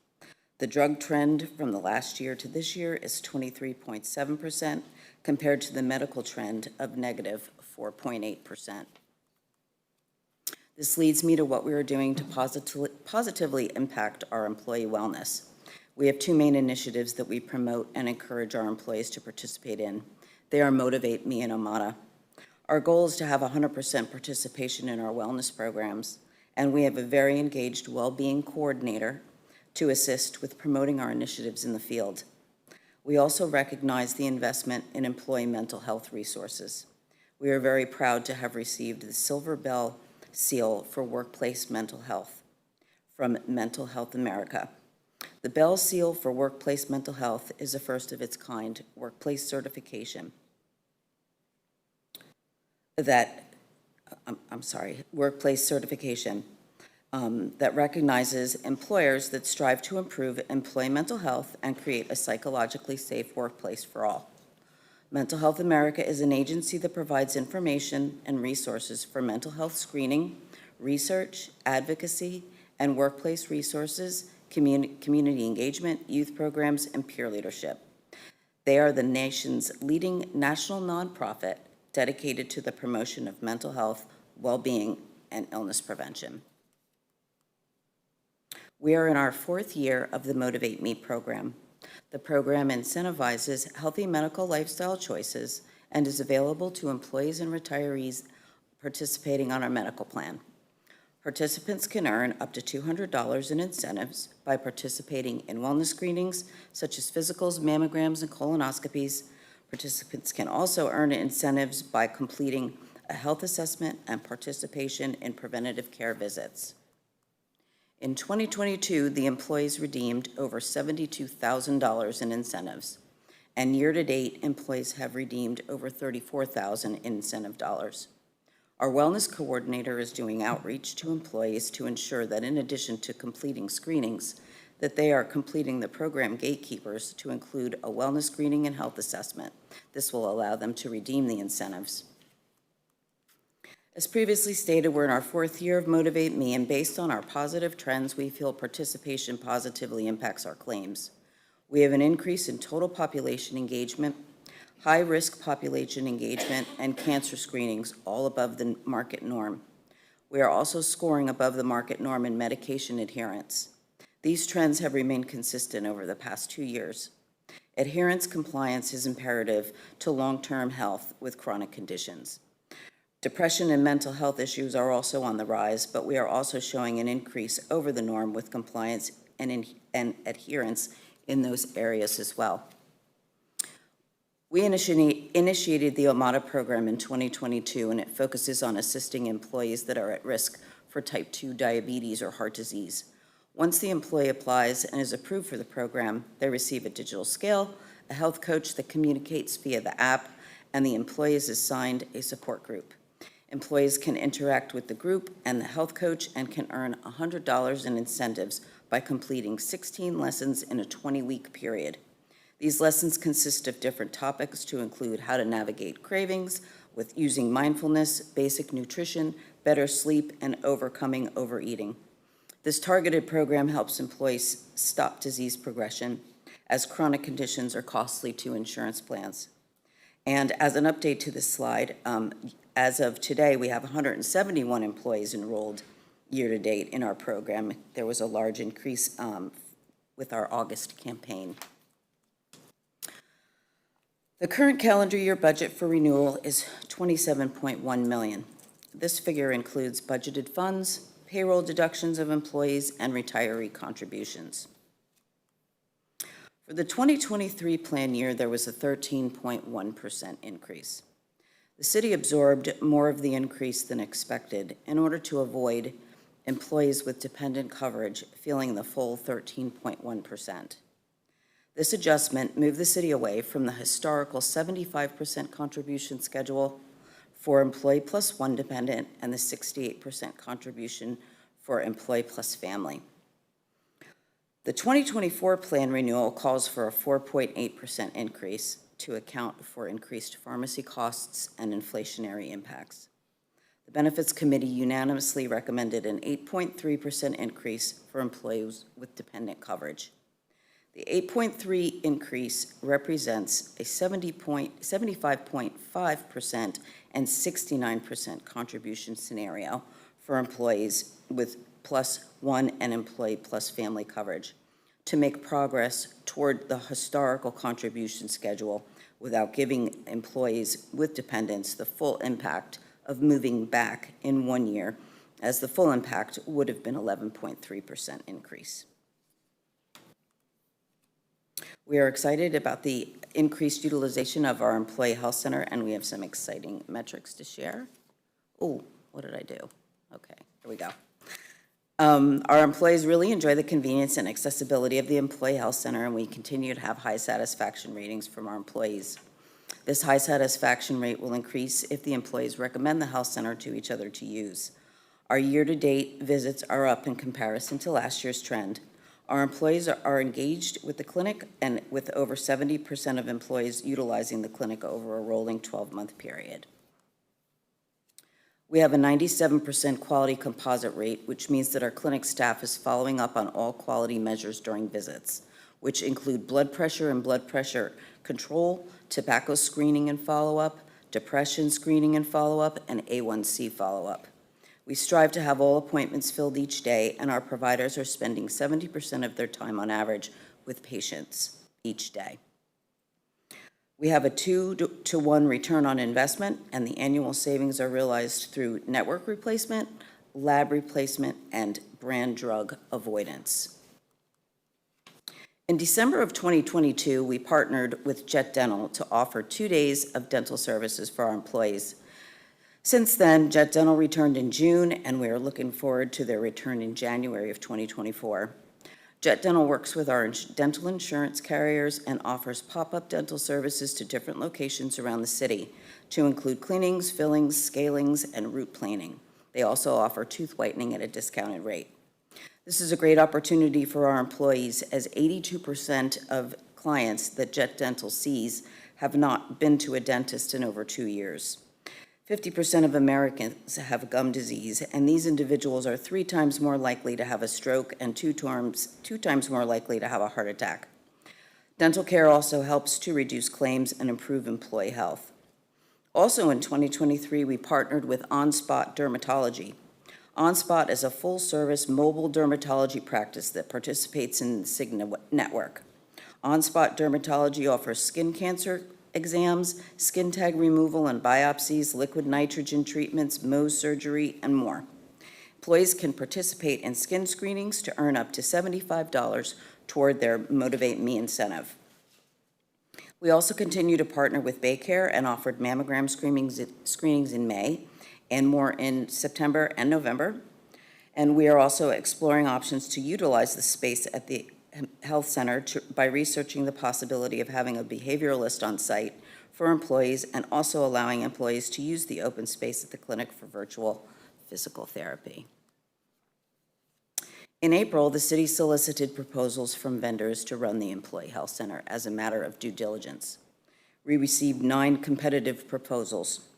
The committee, that consisted of members of police, fire, and human resources, voted to renew the contract with Evernorth, primarily due to employee satisfaction, competitive pricing, and a full scope of services offered. The renewal recommendations are to renew the current medical plan and continue to use the Open Access Plus network, maintain our current plan design, and continue Motivate Me wellness incentives to encourage preventative screenings and encourage utilization of the employee health center. Questions?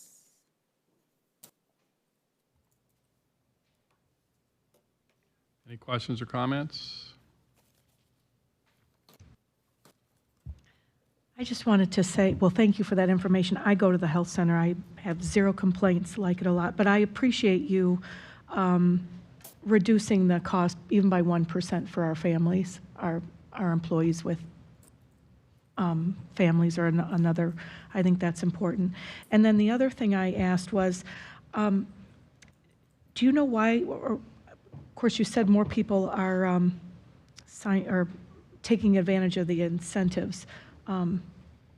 Do they kind of all fall in at the end of the fiscal year? You see more people Yes, filling out those forms? because our Armada program for the year, the cutoff date is October 31st. So there's a big push usually at the end of the year because everybody wants to make sure they. Yeah, I'm one of those. It's like, did I fill out all the forms, or am I going to get my $200? Need help? Okay, thank you. The health center is fantastic. I'm glad. And I don't understand why any employee of the city wouldn't go there, because it's so different from the impersonal appointments that you have with your, a clinic. And because of our health center, I've lost 70 pounds this year. It's amazing. And they've been, they've gone overboard to help me out, including driving me to the ER one time. The doctor said, "No, I'm not letting you go. Get in my car, I'm taking you there." They're absolutely wonderful. Thank you. Okay, anything else on this item? Consent? Thank you. 5.2, please. Approve an agreement with Evernorth Direct Health LLC for on-site medical and prescription drug services. This is a request to approve an agreement with Evernorth Direct for on-site medical and prescription services for the period of October 1st, 2023 through September 30th, 2026, for the amount not to exceed $5 million pursuant to the request for proposal 22-23. On April 7th, the city issued RFP 22-23 for on-site medical and prescription services.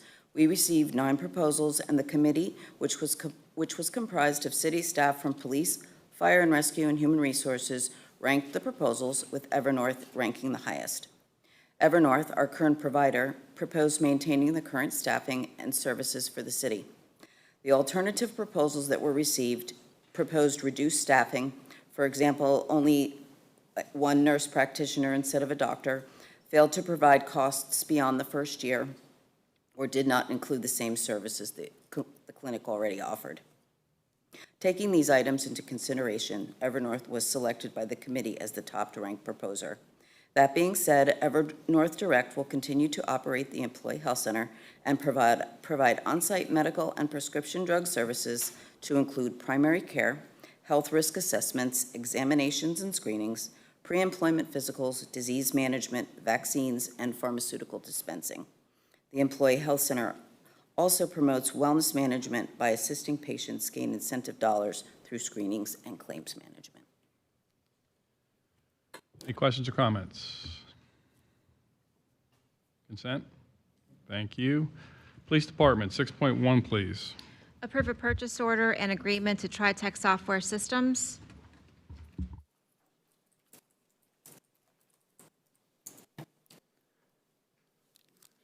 Mayor, Council, Eric Gandy, Police Department. So we've been using the TriTech software since 2007. It integrates our dispatch and computer systems, so we have mapping, and the software speaks with our records management system.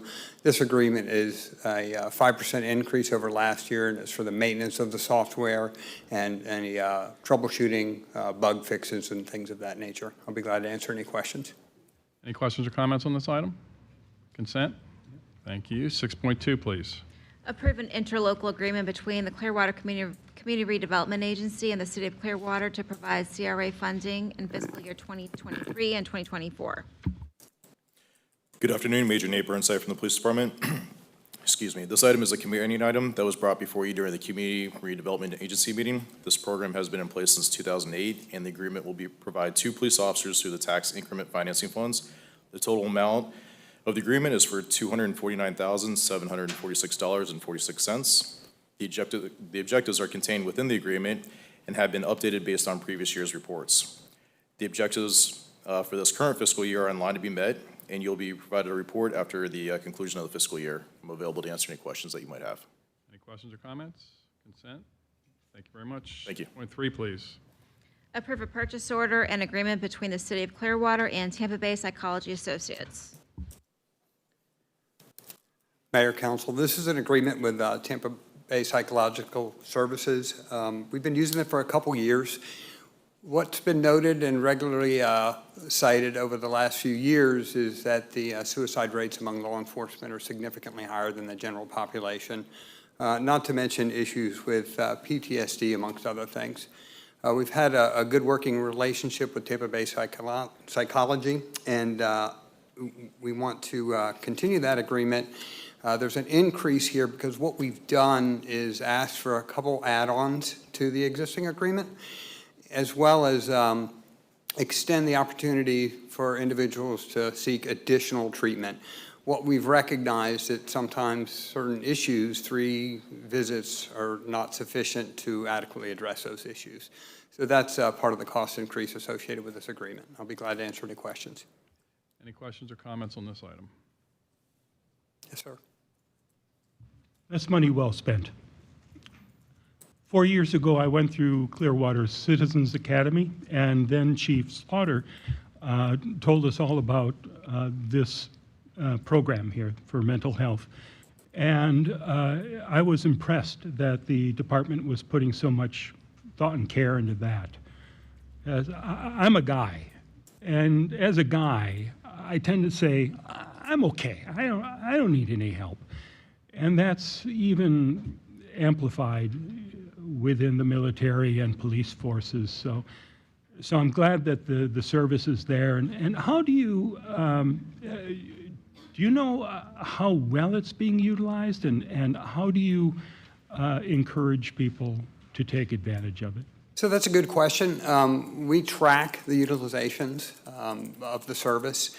We get feedback from the service provider as well as our officers. And quite frankly, they establish a peer support group that quite frequently officers can lean on a peer before they want to go to that next level.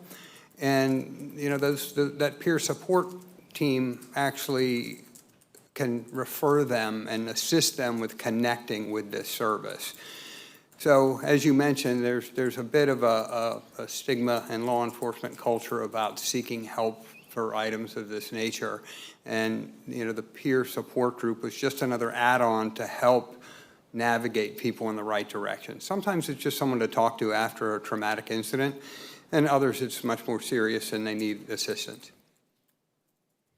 Having been sitting on the pension committee for the past 3 years and hearing some of the stories of officers who've had these traumatic instances, it's a blessing that you got this for them. Thank you. Thank you. Anything else? Thank you, Chief Consent. Thank you. Fire Department 7.1, please. Authorize a purchase order to 10-8 Fire and Equipment for the 1 Osage Warrior type rescue. Good afternoon, Mayor and Council.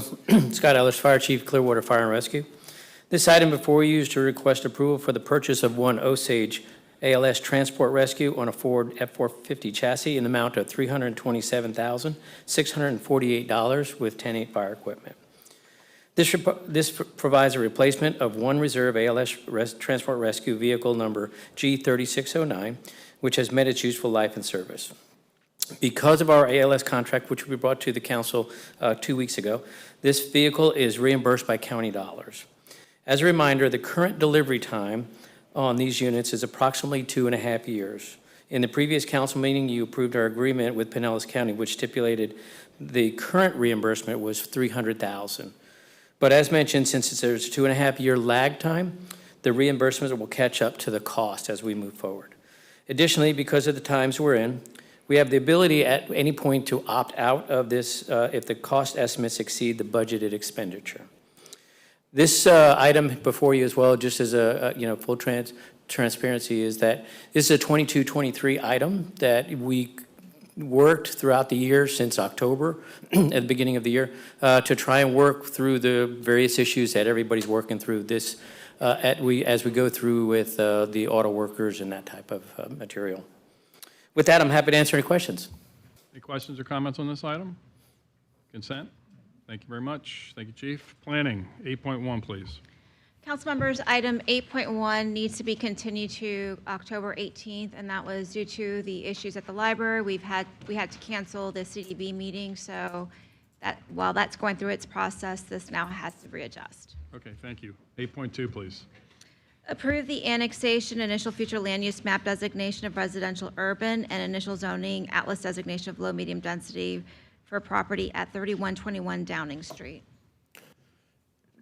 Thank you. Kyle Brotherton, Planning and Development. So this voluntary annexation petition involves a parcel of property totaling 0.212 acres. It's and occupied by a recently constructed detached dwelling. The Development Review Committee is proposing that the 0.68 acres of Downing Street right-of-way not currently within city limits also be annexed. Annexation was requested so that the property could connect to the city's sewer service during construction, and all applicable impact and assessment fees have been paid in full.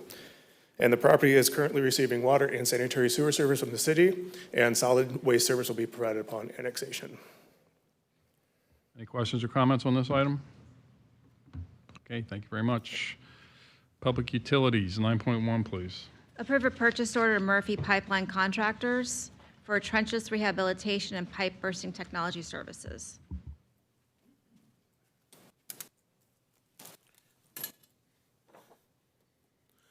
Good afternoon, Mayor and Council. Rich Gardner, Director of Public Utilities. Murphy Pipeline Contractors, the item before you is a purchase order with Murphy Pipeline Contractors for the trenchless repair and replacement of water and sewer mains using the pipe bursting technique. This method significantly reduces the amount of above-ground open trenching, thereby reducing the impact of main replacement on the residents.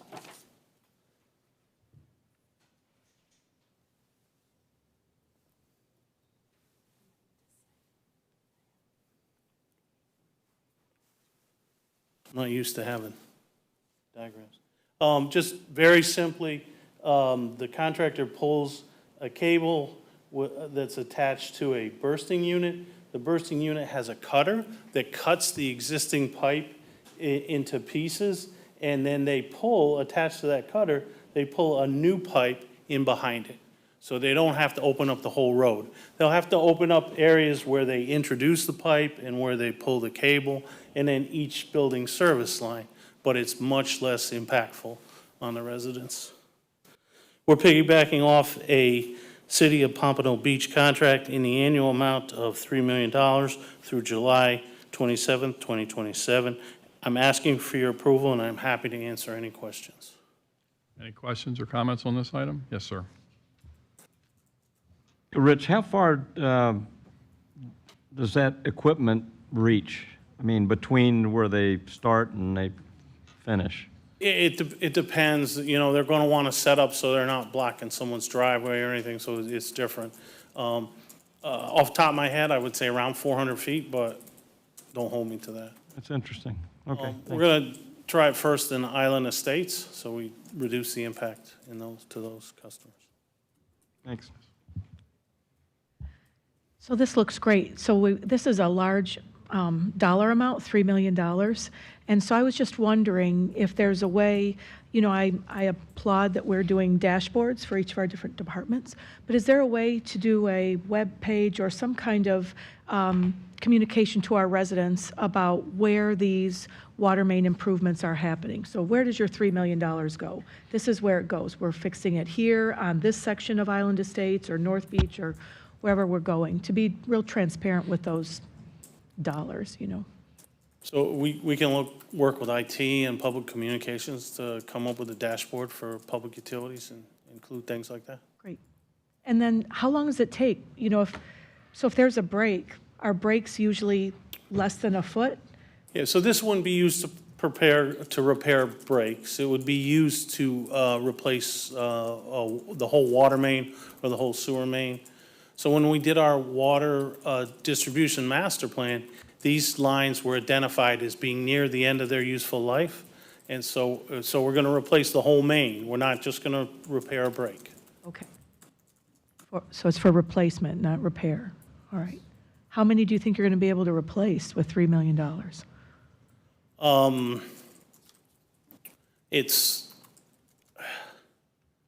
It's going to be done we're going to do it in feet, not inches. Again, we're going to try this at Island Estates. So I don't know the exact footage, but it's the main branch there in Island Estates that we're going to try. And the price is about the same as if we opened a trench. We're not saving money, we're saving impact on our residents. I'm sure they'll save some money. Yeah. Is this similar to what you did on Sand Key in front of the shops? We pulled, it's a little bit similar, but we didn't break the pipe. We just pulled a new pipe. We drilled a new hole and pulled a new pipe through the new hole and abandoned the old pipe. Okay. In place. Thanks. Anything else on this? Consent? Thank you. 9.2, please. Authorize the continuing use of construction contracts originally approved on September 15, 2022 to the contractors listed. Good afternoon. My name is Jeremy Brown. I am actually the new Deputy City Engineer, but I'm presenting today on behalf of Public Utilities Department.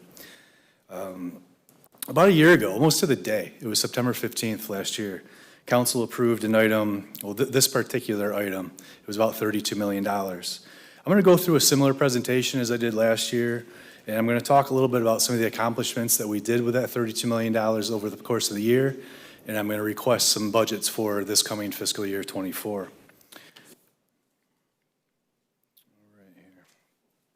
So just going over the public utility systems that they operate, they have a raw water system, it's 44 supply wells, sends it to treatment plants, one of 3. We then distribute potable water to our customers. We then collect wastewater, and we can convey it back to one of 3 wastewater treatment plants. From there, we then produce reclaimed water and distribute that to our customers. And so today, I just want to highlight what's in bold. That's all we're talking about. All this money, it sounds like a lot of money. It is a lot of money. That's just what we're talking about is the sewer collection system, nothing else. So the sewer collection system, what's involved with that? Well, here you on your screen. There's a lot to it. There's over 8,000 manholes. I mean, you can read it, 78 lift stations, and 40 miles of force main. So there's a lot of piping out there. And so the next kind of idea is, well, where do we start? How do we know what to do? Where do we need to work on? When do we want to work on? And the answer isn't wait until it breaks. Obviously, that's not the preferred option. And so we set out to do a wastewater collection system master plan. Mr. Gardner just meant a water master plan. That was a different project for the potable water system. This was just for the collection system.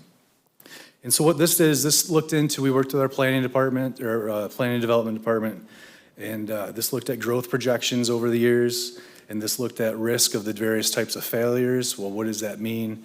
That essentially boils down to the likelihood of failure, how long until this pipe breaks, and then there's the consequence of failure. Well, what happens if it breaks? Is it by a school? Is it by a water body? Is it out in a field? Those types of things help us try to figure out the risk, which then help us prioritize projects.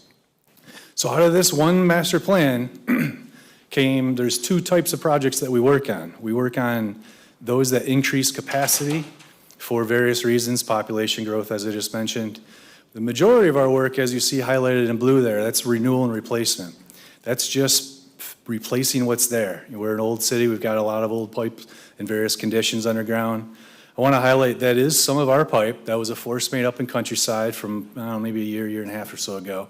Not all of our pipe looks like that. Not all of it looks like that. But there is some. And so the idea is to get out there and replace that pipe before it breaks. So you can see some of the big numbers here. Hundreds of millions of dollars we're talking about. And so now we have a roadmap. Now we know all this stuff we've got to do. How are we going to get all that done given resources? So we kind of thought outside the box at the time, and we came up with a program is how we're referring to it. And again, this is just for the collection system. We also have one for our water system, and we have one forthcoming for some of our other systems. So again, this is just renewal and replacement. You can see the gravity mains, the manholes. We were just talking about how many of them there are. There's a bunch of details on the bottom. I just want to highlight the large numbers. There's a lot of money to be spent. not money to be spent. There's a lot of work that needs to be accomplished, which will require a lot of investment on our behalf. So this is the program that we came up with. It begins with a consultant who sits at the top there, up at the pinnacle. There's the item number and the date of approval that council approved it, in case you want to go back and look at some of the information. And that was basically, we needed someone to help us oversee all of this work that we're about to talk about. It'd be great if we could do it internally. The reality is we're not built for that, nor do I believe we should be built for that, because this is sort of to supplement our capacity. And so you can see on the right side there's some of the program components that this sort of engineering consultant helps us with. You can see on the left side is the meat of it, and that's where the majority of the funding is, and that's what we're here to talk about today. Just this section right here. These are just contractors. This is showing the $32 million that was approved last year. And so now we're going to work through a little bit about each one of those groups. We kind of look at those as different sort of sections, if you will. They were bid separately with separate line items. It was an open public bid. One or two contractors may have won multiple groups. However, they could elect to just bid one particular group if that was their specialty. Okay, so here we go. So Group A, sanitary sewer trenchless reconstruction. This is different than what Mr. Gardner was talking about, bursting the pipe. This is actually putting in a sleeve inside of an existing pipe. We have to clean it and make sure it's compatible for it. And then you can see that nice little cartoon there of you're essentially putting in a pipe within a pipe. It's it works very well. It's less intrusive. But in a little bit there, you're narrowing the diameter of that pipe, just that little bit, so multiply that over the life, over the city, and we have to make sure we're accounting for the things like that in the big picture. So last year, we had a $10 million budget. We only used about $2.5 million. We haven't did as much as we wanted to. The contractor's capacity wasn't quite up to where we expected it to be. And so for this year, while we work with a contractor to get them, while Public Utilities works with a contractor to get them to increase their capacity, we've just saw the reality, and we don't think we're going to need $10 million this year, so we're going to reduce that down to a $5 million request. Up next is sewer cleaning and televising. You can see there's a clogged pipe on the left, and then it's not clogged anymore on the right, and it's pretty simple. You go in there with pressure washer, if you will, and they're cleaning it out, and then they do a video of afterwards to make sure that it's clean, so it's clean. This also helps us identify defects. So they'll go through and they'll scan the seams, and it's pretty cool. They actually have a robot that goes in there, and it'll turn and do a 360-degree spin on each seam. It'll look for water intrusion. It'll look for discoloration. Those are signs of sometimes water getting into the system, and that's how we sort of develop some work requests to repair the pipe. Maybe it's to sleeve it. Maybe it's to install a new one. They're all case specific, depending on location, things of that nature. Group C is our big one. Oops, I'm sorry, I didn't finish here. Let me back up. Group B. So yeah, we had a budget of $3 million last year.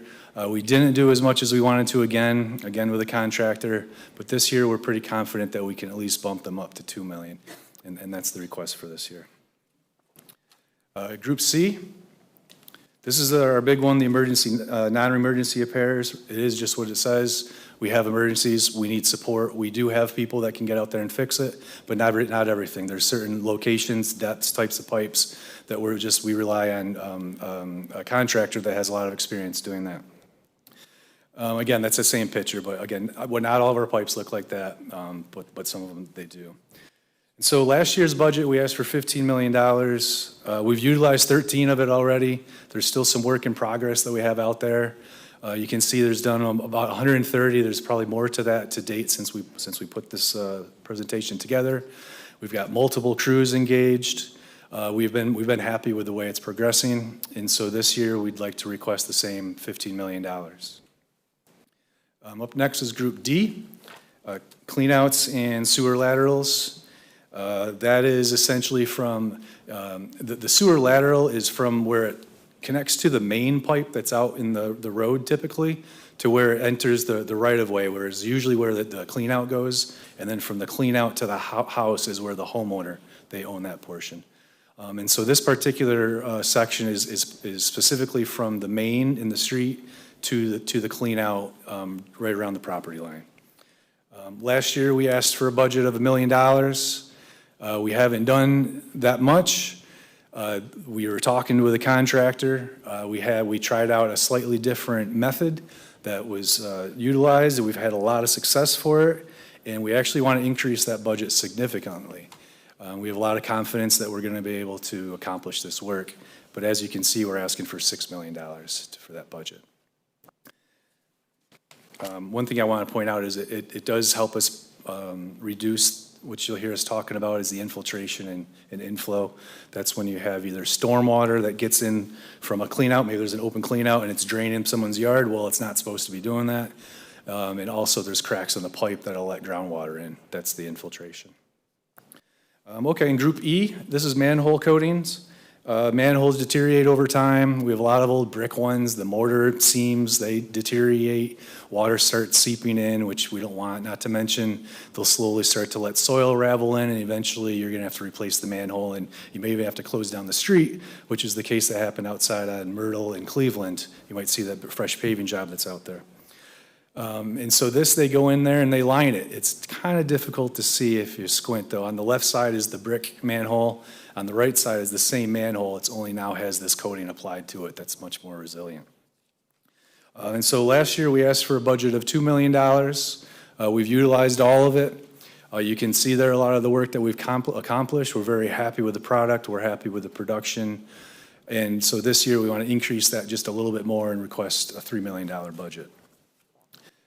Lastly is smoke and dye testing. This is just kind of what the visuals show. It's, again, all an effort of finding and fixing inflow and infiltration. Those are, again, cracks in the sewer pipe or disconnects between maybe the connection points. As you can see, we introduce smoke on one manhole. We isolate the area. We make sure we're hanging door hangers. For all of these sections that I've been talking about, the contractors hang door hangers before they go to work.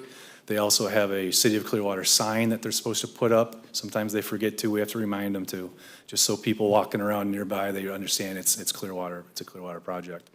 But this helps us identify I&I. It's a lot cheaper than we expected. We get a lot more done than we expected. We had a budget of $1 million. It looks like we've only utilized $180,000. Well, they got a lot of work done. They moved a lot faster than we anticipated. In fact, we have to make some changes to how we inspect that work just to make sure we can keep up with them. But they've done miles and miles of it. It's been great. And so this year we're going to reduce the budget, but we still want to ask for $750,000. And so in summary here, you know, this contract that we're asking you to authorize today is for an additional year. We'll come back and do the same thing next year, talk about what we've accomplished. It is for 6 different contracts. Each year, as is underlined, we'll ask you to approve the following year. And this, I want you to pay attention to that footnote where it's not to exceed. We're not allowed to go over budget. And any unused funds will revert back to the sanitary sewer budget. With that, there's the summary, and today we're asking for, there you go, not the 32, only 31.75 this year. And with that, I'm happy to respond to any questions. Any questions or comments? Yes.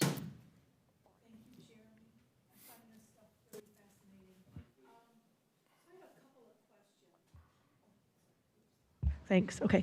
So thank you, Jeremy. So I had a couple of questions. So on your different groups, A, B, and C, so Group A, if you go back to where you're asking for money and you tell us how much you spent, you allocated from last year's $32 million that we gave you for year 1 of this 6-year project, right? Oops, I'm sorry, I'm bouncing around here. Is this the right slide, Group A? Yep. Okay. Mm-hmm. And so, yeah, $10 million was the budget that you got last year for this. Out of the $32 million, you put $10 million to Group A. And you said, and you only spent $2.5 million. But this year, you're asking for an additional $5 million, or? Yes, we're asking for $5 million. Is it going to be a total of $15 million this year for that one? Or No, the $10 million goes away, we start over. Okay. So we're starting over asking for $5 million. I just want to point out that the estimate behind the 2.5, that's because they're still out there doing work. We're still authorizing work, so that number is likely higher than it is right now. Okay. All right. So the year 2 recommendation is $5 million to do Group A work. And so I think that's going to be the same. For Group B, you budgeted 3 million last year, and you're going to, but then you say you're going to at least bump it up to 2 million requests this year. Not bump up the request, bump up the amount of work. And so right below, you authorized us 3 million last year. Right. The contractor wasn't producing as much as we wanted. They only got about 1 million done. Right. But we've been working with them. We feel like we can get some more out of them, so we're going to ask for 2 million instead of the 3 million. Okay. Yeah. But again, all these budgets reset each year. Okay. And so instead of asking So for, it doesn't sit in there. The 2 million that you didn't and isn't sitting in there. We have to reallocate the approximate 32 million every year. that's correct. And so like at that very last slide, there's a little footnote on the bottom, basically, that anything that's not spent this fiscal year goes back to one of the sanitary sewer funds. And then we're going to come to you again, say, hey, can we have 31.75? And we'll withdraw it again. So for Group D, which is cleanouts and sewer laterals that connects to the main pipe to the property line, how do you know where you're going to start, in the city for those? Those, we just got done with a pilot test. It's kind of a unique, it's relative to the conditions and the locations and whether there's, trees in the way that we don't want to have to interfere with and things to that nature. But we do have, that's one of that program consultant sitting on top. They're the ones helping us review that master plan that I spoke about, in addition to fielding, feedback from staff, and they help us, they actually help us get the work request. So there's a whole process to this. So we have a work request form that gets authorized by public utilities directors, would then get a cost estimate from the contractor to the work. The directors then have to authorize that estimate, if you will. They then go out and do the work, and we have the consultant overseeing all the work, so that way they're taking pictures, filling out daily inspection reports, and then reporting that back to us when we make payment to the contractor. Okay. And then Group E, the manhole covering seems pretty good. Seems fine. The smoke and dye testing, though, I had a question about that because I know that you did some smoke and dye testing recently on North Beach after Idalia. And the smoke testing, smoke and dye testing doesn't look like it's not very much money. Yeah, no, like I said, So are you all done throughout the whole city of doing smoke and dye testing? Because now you're only going to ask for 750,000? Yeah, so you can see there, they move really fast. We had 71 miles done. We're looking to have that be almost over 200 miles by the time we're done with this fiscal year. And so I think we have a goal of trying to get through the city faster than we normally would, just so we can get in front of it, identify all the defect areas. And then we want to put this into a more routine schedule where they're just doing smaller areas every year. Smaller smoke and dye test? Or once we do the smoke and dye test, then we know where repairs or maintenance needs to happen, right? At that moment in time. Yes. The very next day, another pipe could have broke that we didn't catch it with that smoke and dye test. And so that's why we want to do it maybe when, we want to have these folks going we want to have them working year round, but it's just a matter of how much we want. We want to get a lot accomplished in the very first year so we can figure out where the bad areas are, and then we want to make it more of a routine maintenance activity. So if we can tell residents if you've done smoke and dye test in your neighborhood, then the city's aware of where the vulnerabilities are in that piping, and we've got you on some kind of a list for maintenance or repair.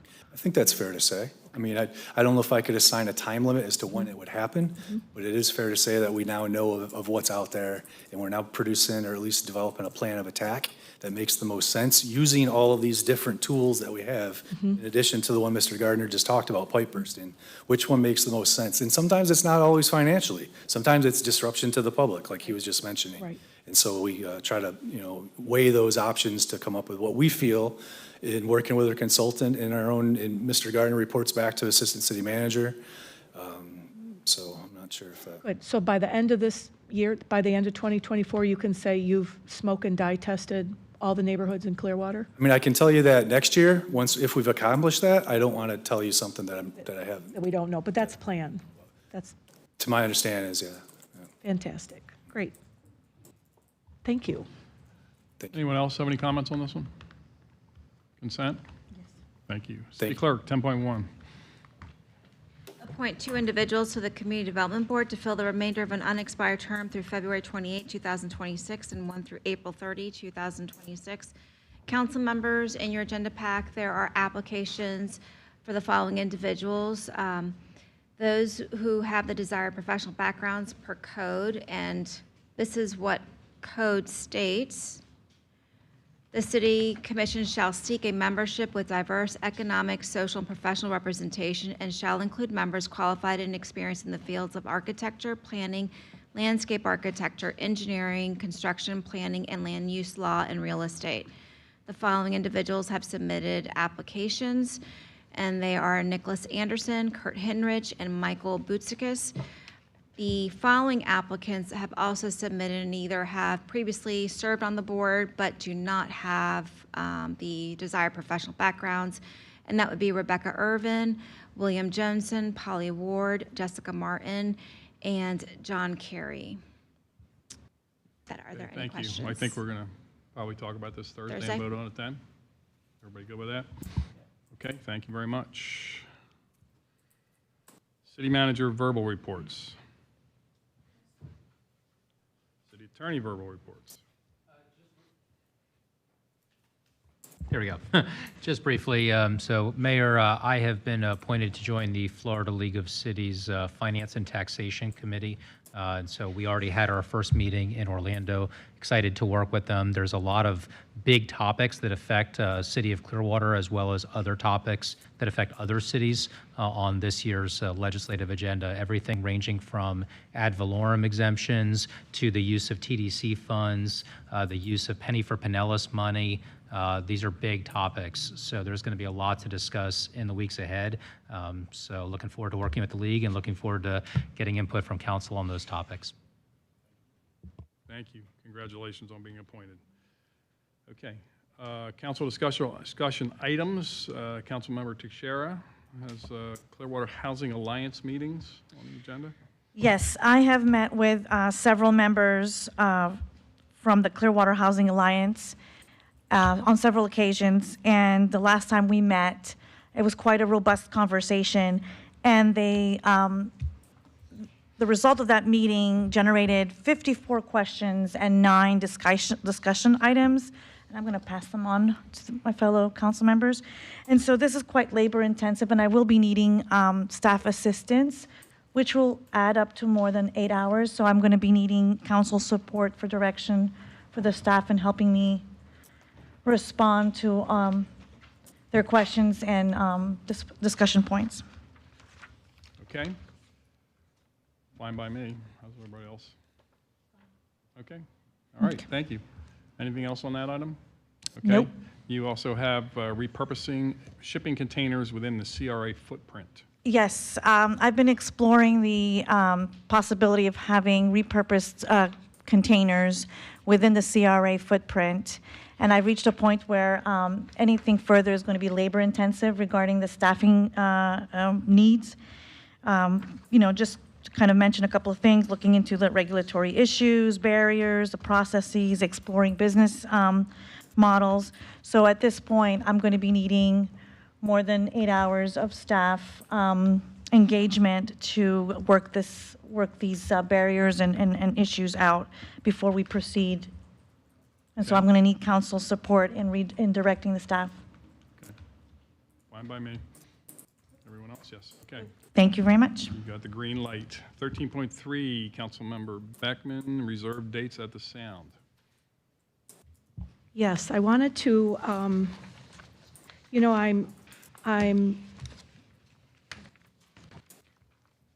excited about the possibilities of how we're going to activate the Sound or take advantage of our 10 days that we have contractually to utilize the stage at the Sound and that facility in our premier park.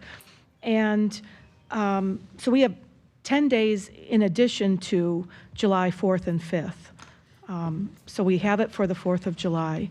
And I think it's really important to understand that, the contract requires us to ask for those dates. It's hard to turn to you too, I'm not, to reserve those dates a year in advance.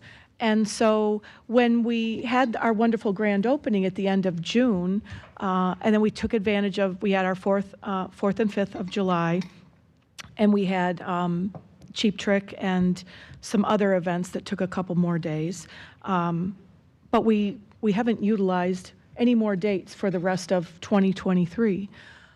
And so I would like us to have a discussion about what we envision for those dates. And I really want to emphasize the need for reaching out to the community to get feedback on how they envision using that stage or under the amphitheater. Whether or not we turn on lights and have big sound systems or pay entertainers or artists to come and engage on the stage is part of the feedback from residents.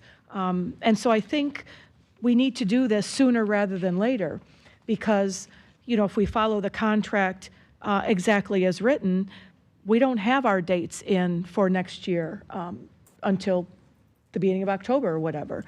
And so I know that Ruth Eckerd Hall is going to be a good partner and they don't have every single date booked, but I think we need to get on the ball and get resident input about what they'd like to see there. Whether we have surveys or a couple of community meetings or, Sam reaches out with the neighborhoods division to different neighborhoods throughout the city for some feedback.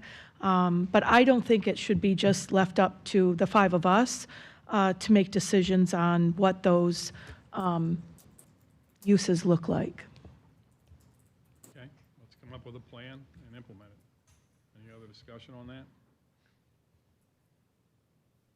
No? Pardon me? No, I just said any other discussion, so let's come up with a plan and implement it. Yeah, I think we should come up with a plan. I think, and if we're going to think about even, graduations, maybe we have a day for a graduation of maybe Dunedin High School and Clearwater High School want to have a graduation down there. I think we need to reach out to, the Pinellas County schools. And I know that we've got, this was provided as far as different types of events or festivals that might be there. I think they're all great starting points, and not all of them, need to be on the stage. Maybe they just want to be under the shade of the canopy. I was told over the weekend that there is a graduation already scheduled for this coming year. I can't remember which one it was. I think it was Clearwater High School. But anyway, just FYI. So, Art, do you have something to say? Yeah, Mayor, good afternoon, council members. Art Cater, Director of Parks and Recreation. I did think you're referring to the white paper the city manager sent to you on Friday. Basically, I'd like to just go over it real quickly with you. The first part of that white paper basically deals with the contractual obligations that the city and Ruth Eckerd Hall have in terms of those 10 days.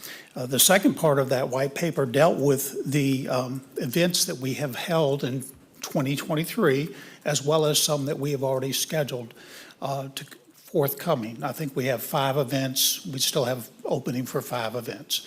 And then, of course, we have 2024 with the events that we have there. We have added a Hispanic Day, so there's 4 events that are open for 2024. The third part of the white paper basically dealt with staff recommendations moving forward as to how we can fill those days to the very best for the community. And we broke that down. Basically, the event organizers that might want to use one of those 10 days, they can apply for that and follow the city's co-sponsorship policies that we already have in place. Another thing that should be pointed out is that any event that's less than 150 people can utilize the the area. They just have to get a pavilion and a park permit to do that. And then based on the cost that we've looked at of the events so far that we've held there, we are recommending that we basically focus on the low-cost neighborhood events moving forward. The priorities would be these. First, it would be any contract that the council approved. That would obviously come first. An example of that is the Publix Rock and Roll Marathon that was approved by the council. That would be number one. The second one would be any low-cost city events that we thought, things like graduations, neighborhood days, those types of things would be second. They'd be put on by staff. And then the third category would be any event that perhaps someone applied for or they tried to use the venue. They wanted to apply for that. And those, again, would be reviewed every year, and we would make a recommendation back to the council. Lastly, that we put in there were some questions that we thought you might have. One was price points. Do you want them all free? Do you want people to pay? And those types of things. And our thought was to make them as free as we could, but also we have to cover the cost. Anytime we use the venue, as you saw in the white paper, we do need to reimburse Ruth Eckerd Hall for their cost of utilizing the venue. The only thing that's really waived there is the rental fee in that process. The second question we had were the types of events, and we did give you just a sample of that. It was a brainstorming sample of some of the events. I don't even know what some of them are, like parenting the parents or something like that. But in any event, there was a list that we gave you. And then the budget allocation for the events, that would be done, as we always do, once a year when we present to you the co-sponsorships, and we would present it at that time, as well as any budgeting that perhaps the city would need if the city's putting on some of these free events that we have. And then the final kind of question that we have is that, and to recognize that those events we gave you, are you okay with us holding them in the green rather than in the venue? In other words, all of those events we gave you can all be handled in the park itself. They don't have to be held in the venue. The reality of the venue is just by nature design, it's a theater. And y'all have all been to the concerts there, and it's sloped flooring. So it doesn't lend itself well to a lot of events. And the primary area is when you have seats for a graduation or a theater or a concert, those types of things. For instance, and you can gather on the green when the chairs are out, and those are nice times. You can just sit down, you can watch a movie and that type of thing. So they're limited to really what you can do. The other thing is that it takes 4,000 to fill up that arena. So that's for a neighborhood event, we hope we can get 4, 5, 10,000, but it would have to be very selective in doing that.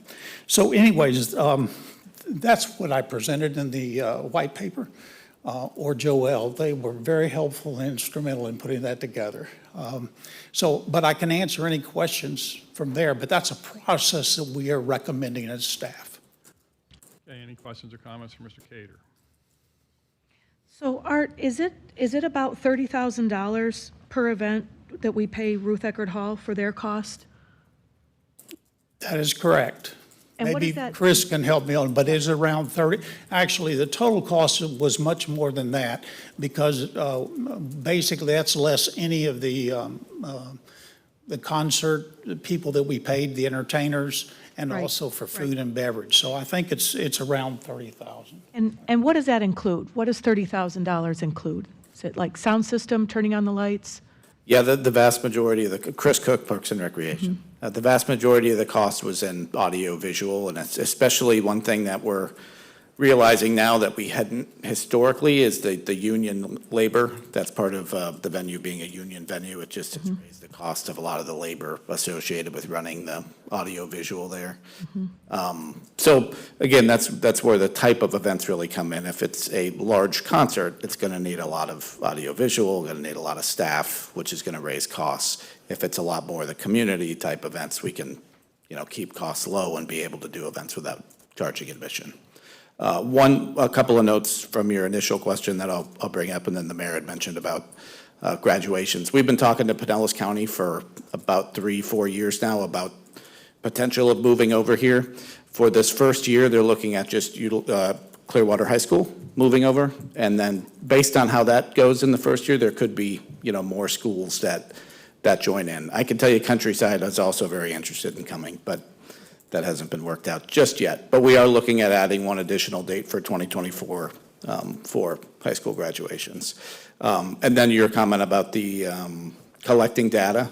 So public communications, and Samantha as well in neighborhoods, we did neighborhood meetings before the grand opening, collected a lot of data there, and also we did surveying during the grand opening week where we have collected a lot of data that has gone into that white paper Art shared with some of those events are taken directly from the data we received. Do we have access to that data, or it's just articulated like here? Yeah, we can share with some of the Any surveys with or? public communications and get you a visual and a graphic on it. So if Clearwater High School is looking at it for their graduating class this year, and you're looking at maybe adding another date for a high school graduation this year, wouldn't you keep it on the same date and it's just a morning graduation and an afternoon, not another day of our 10 days, right? Yeah, exactly. When we met with the principal of Countryside and Clearwater last week, and they're looking at that a morning and an evening to utilize the same day.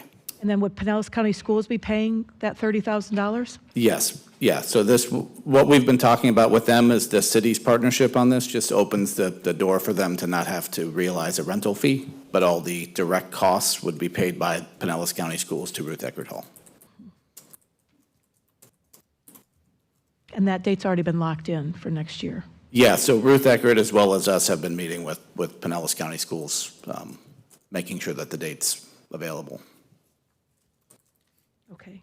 I just think I would emphasize again, the real importance to have residents feel like they have input in what our public dates are for that venue.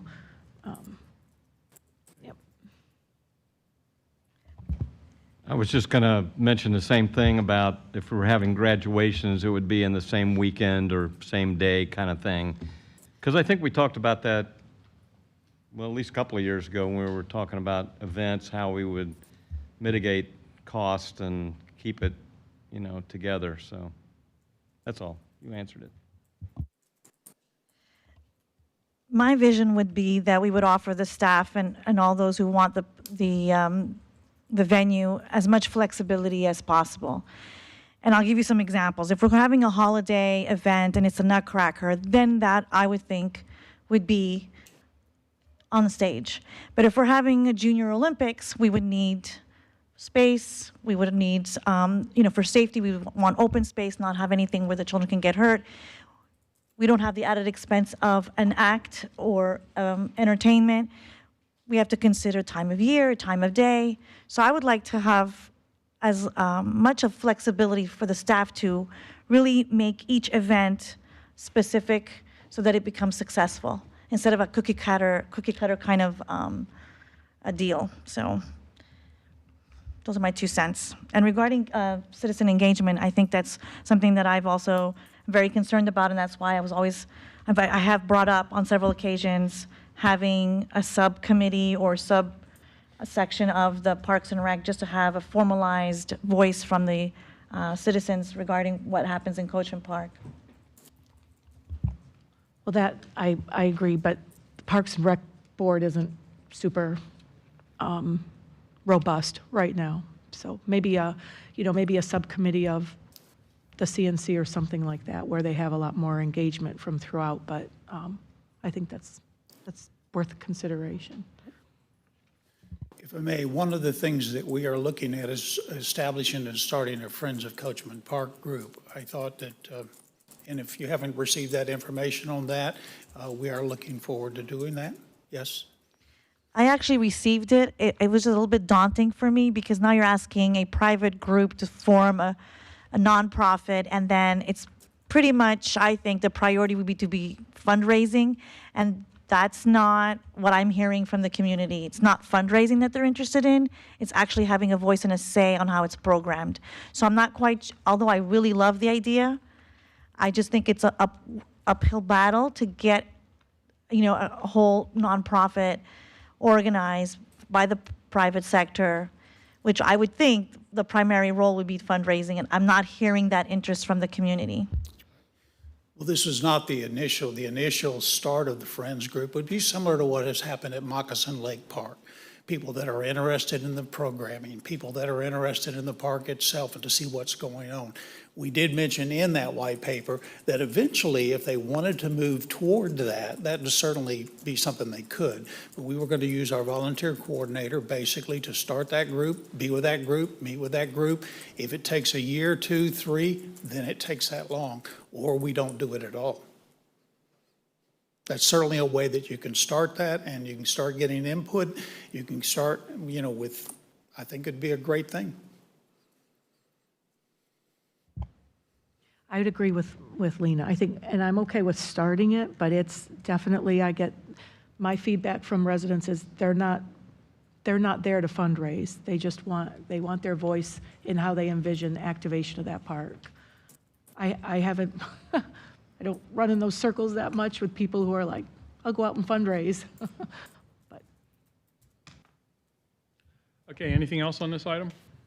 Mayor? Yes, ma'am. If I may, so this is a topic that I'm not quite clear yet on the direction in terms of what the council wants us to do as it relates to the types of events. I don't know if you were satisfied with staff provided and it's okay for us to move forward with that. And then, the other outstanding things are, I know that there was a mention by Councilmember Beckman to have some engagement. Is there direction from the council that that's something that they want us to do prior to doing anything else with this? And then lastly, Councilmember Teixeira, in terms of mentioning the subcommittee. So if I could, we could put those things, on another agenda to get direction, but it's certainly something that we need further direction on because I did not hear that today. Okay, well, my preference would be to get a committee going and not just go out willy-nilly to the public, because I just, like Councilmember Teixeira said, I think the last meeting when we do this public meetings, a lot of times more staff people show up than what the public does. So that would be my preference, and then I think the plan as of now is a good one, but then we can tweak it as we go along and get a committee and get their input. Yes. I agree. I think that what's been discussed is good. It's a good start here with the 5 things, and if we have graduations to add to it, I think that's something we've always talked about. And I think a committee, getting started on that, I mean, we talked about that since the inception of Coachman Park, that we wanted to have some kind of committee that would run functions not only in the amphitheater, but throughout the park, whether they be graduation, weddings, over in the lake area. So I think getting started on that committee would be a good thing. Who's the committee? How are we going to solicit members for the committee? What do we envision that committee being made up of? And who would be, the coordinator or the point person in that committee? I think that's what's really important. I think it's like any committee, you get people that volunteer, and then they pick the chairperson when they sit there and go through the qualifications. I mean, that's how normal committees are done here. I don't want it to be just one group. I don't think it should be, and not picking on CNC, but I don't think it should be CNC. Okay. I mean, it needs to be a variety of people if we can get the applicants, and I guess we advertise for it or we talk about it and see what comes Okay. forward. So we solicit for a committee. We don't have a set number of like 12 or 15. We have solicit for interested individuals who want to shape input and feedback on what they envision activation of Coachman Park, both the green as well as the venue under the amphitheater. And do we have a timeline? Like we want respondents by the end of December? Is that enough? Or the end of November? And anyone can, I wouldn't think it's an application. We're not going to turn people away who have an interest in participating. No, we don't want it to be too unwieldy, though. You don't want a committee with 25 people because nothing will get done. I mean, so I think we probably, I don't know, we should have some kind of parameters up and hopefully get a cross-section of people from across the city. It'd be great to get, but having them show up, having 25 or 50 applications, the people that say, I'm in, and then having them show up at meetings are two different things. Oh, I know. You know, it's just, So, you know. well, yes, Rosemary has something to say. I would like clarification. Is this a committee, like an ad hoc committee that is short, specific in time frame, or are you speaking of an advisory board? Because there's two different things. Yep. And I think if you already have an advisory board that's established, and that would be the Parks and Rec Board, and this would be a perfect example and perfect opportunity for council to actually provide them direction to actually do something. So I agree, like, instead of reinventing the wheel, let's use the one, even though it might not be as effective as we want to, we can tweak that, perhaps ask them to meet more often, add members, and make sure that the ones that we appoint or select are people that we know will be engaged. I already have two in mind that have continuously brought this up to me, and I am fully confident that they will be involved and will meet up. But instead of creating a new committee, I think it would be easier to just tweak the one that we have to get that feedback we need. I mean, those are my thoughts, and just make it an advisory board or a continuation or an expansion of something that exists, which is easier than creating something that's new.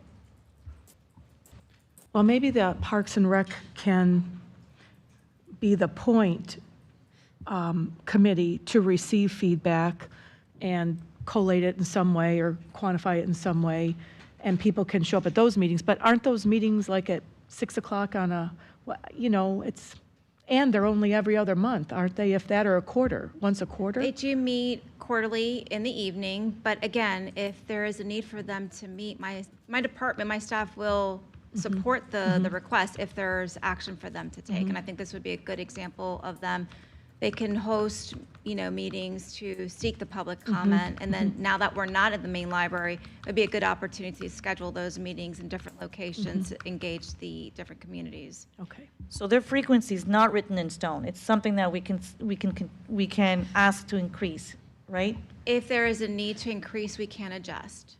Or they can have special meetings, like the EAB has had special meetings. Yes, and that's what they would be. They meet quarterly, but they can hold special meetings. And so this would be an ad hoc, not the establishment. I mean, certainly, it's not even an ad hoc. It's an agenda item that they're going to navigate for a number of probably special meetings. Yes, so it would be an agenda item for the board. And do we have a timetable, like when you want finalized feedback? When it would be best for staff to have the end of public comment-ish at this initial for 2024 programming of the area? Michael, did you or Mr. Cater want to comment in terms of a time frame? I mean, things come in daily. Certainly Art can come up and comment, but I'd like to comment on a couple of things. One is that we've got, you know, there's a changing paradigm with the park, the new venue. So Your mic. Sorry. Doggone it. That's usually what's up. Thank you. New paradigm with the park and the venue. So we've really got two things. I mean, it's we got 10 days allocated by the contract, management agreement, if you will.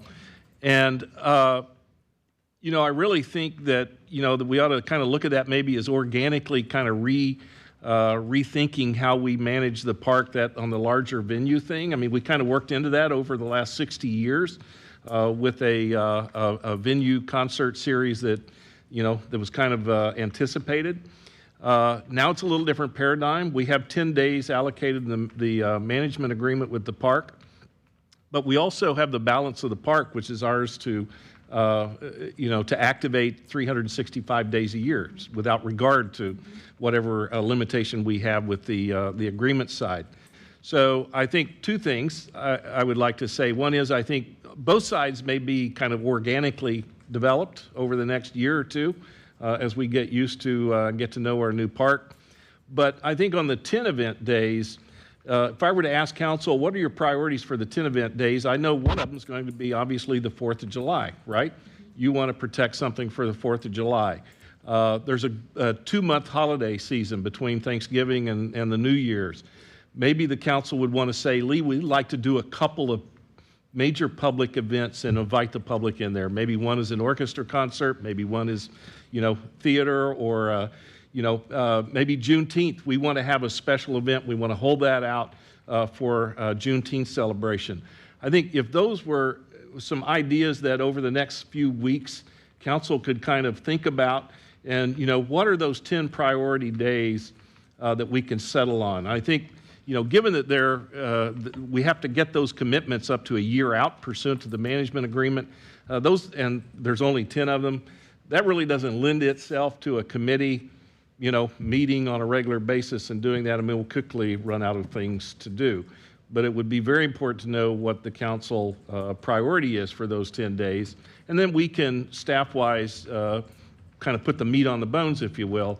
The other part is the general activation of the park, and that's the markets, the festivals, the things that can go on without regard to our partnership with Ruth Eckerd Hall, that I think may be a lot more important to us than we may think right now. We put a lot of emphasis on the venue. I think the activation of the park, the balance of the park may even end up being actually a bigger, more important to us than we realize. And on that count, I think, regular input from our community and our citizens would really be valuable to us there, and maybe more productive than focusing on the 10-day event thing. So the 10 days need to reflect your priorities and community priorities, certainly. I'm not suggesting otherwise, but the real chance for public involvement may be on the park activation side rather than the venue. So I'm just offering that for what it's worth. Art, I don't know if you... I certainly agree with that. I think that the venue ought to be used for activities that suit them well in the venue. I really do. And the graduations is one we've already mentioned, and other things that we can do.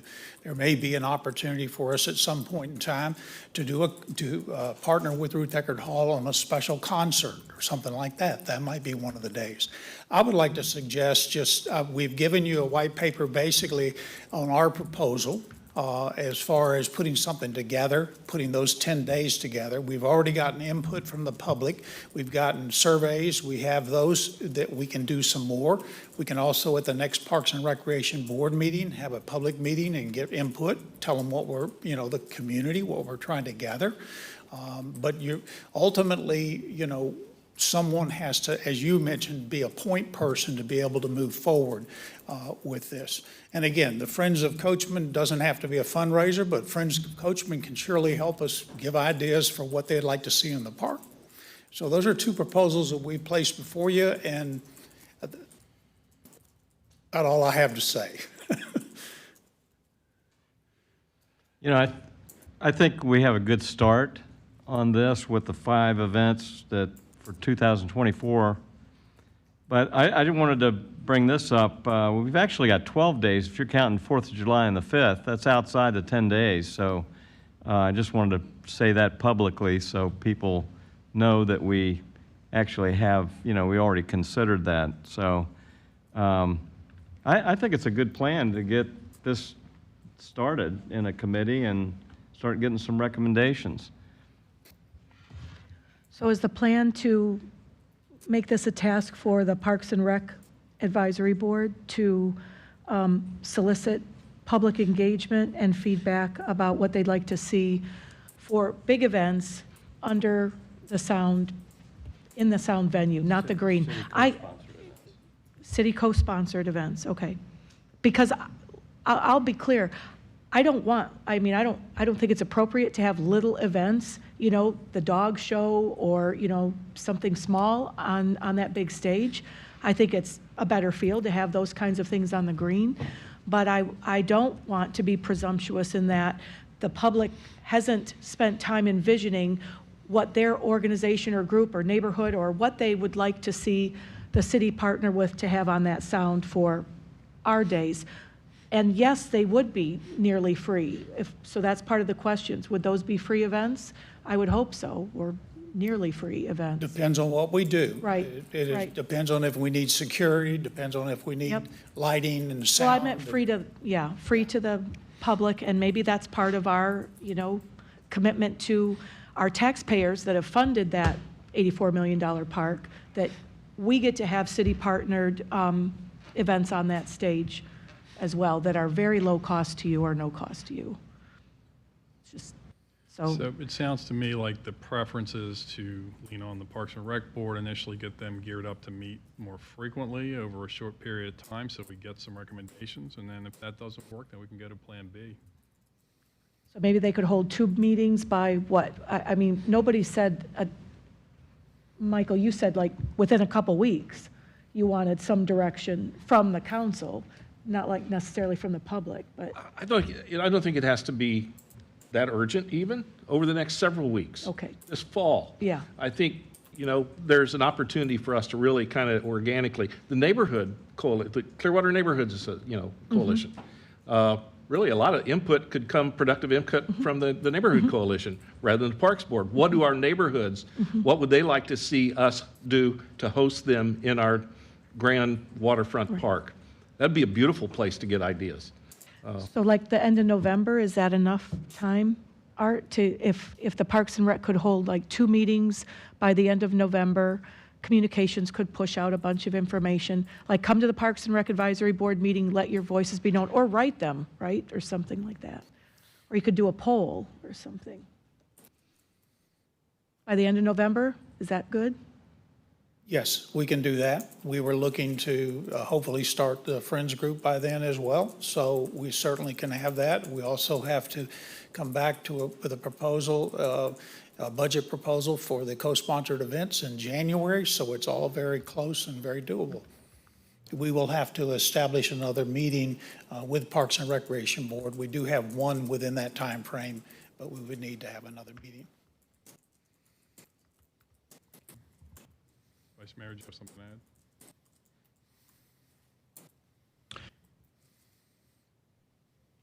to add? It's hard to know in advance for a year what you want to have. It is easier to wrap it around the holidays. 4th of July, yeah. New Year's Eve, there's probably, Ruth Eckert probably wants to have a big act in there to make money on a date like that. So finding those specific things that we know in advance, I think it's good to have the board look at that. I'm more interested in activating the park, as you talked about before, and Mr. Delk talked about, live theater in the park. I'd love to see, but you can't do that on one night on the amphitheater stage. You need to run that for a while, and so theater in another place in the park, I think would be great, and. A film series on an inflatable screen. I think there's tons of things we can do. Okay, thank you. Anything else on this? May I ask just one more Yes, ma'am. question? Yeah. So while we're waiting till November for to get the ideas and feedback, is the intention or the will of the council that we will pause any type of programming in the park until we've met with this committee, or is it okay for them to continue to work forward in terms of programming that they haven't, that might be going on right now? No, we don't want to pause anything. No, I no mean, pausing. We want that place utilized as much as possible. Okay, I just wanted to get that clarified. Okay, Can I thank ask you. a question? Like, who makes those decisions about, the ones that are already, is it just, Art, are you the one who makes the decisions about Sea Blues Festival Day 1, Day 2, Rock and Roll's next year, all that stuff? And that the Martin Luther King Jr. Parade and all that will be down there? That is correct. I'll let Chris speak to that. Not only that, but I'll let him speak to all the activities that we have going on in the park that right now that we're trying to do to activate the park as well. Yeah. Well, these events are at the amphitheater, though, that I just read off, right? The Sea Blues Festival, Day 1 and Day 2, and the Rock and Roll Running Series, those go under the amphitheater. Yeah, that list is specifically Okay. for the stage. All the other activities, we have a staff that's working to put things on. We get outside event producers giving us applications. We have the co-sponsored program that you guys approved last year. So we, starting next weekend, I think we have 14 straight active weekends in downtown and in Coachman Park. Movie series has started, as you mentioned, Vice Mayor. And so, we are looking at having quite a bit of programming, but strategically to where we're investing to have them go out and not more volume, but with higher numbers, like putting things out that we think are going to bring a lot of people out rather than just a lot of activity that might draw a little little people.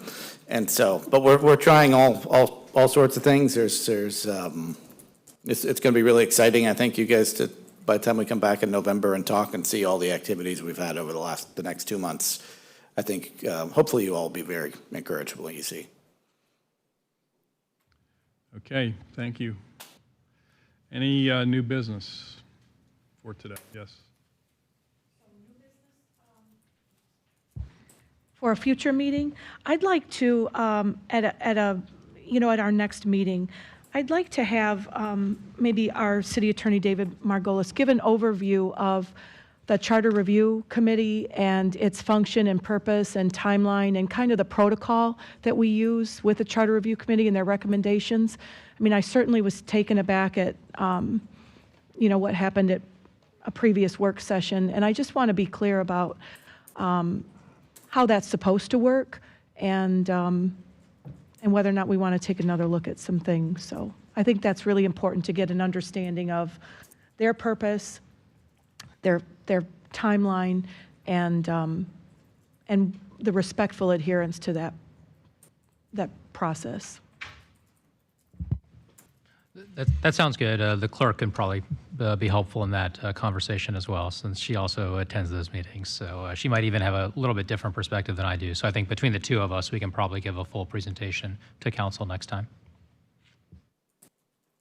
Any other new business? Yes. Downtown parking, I'd like to have that discussion in the future. All right. Thank you. Anything else? All right, good meeting. We'll see everybody on Thursday evening.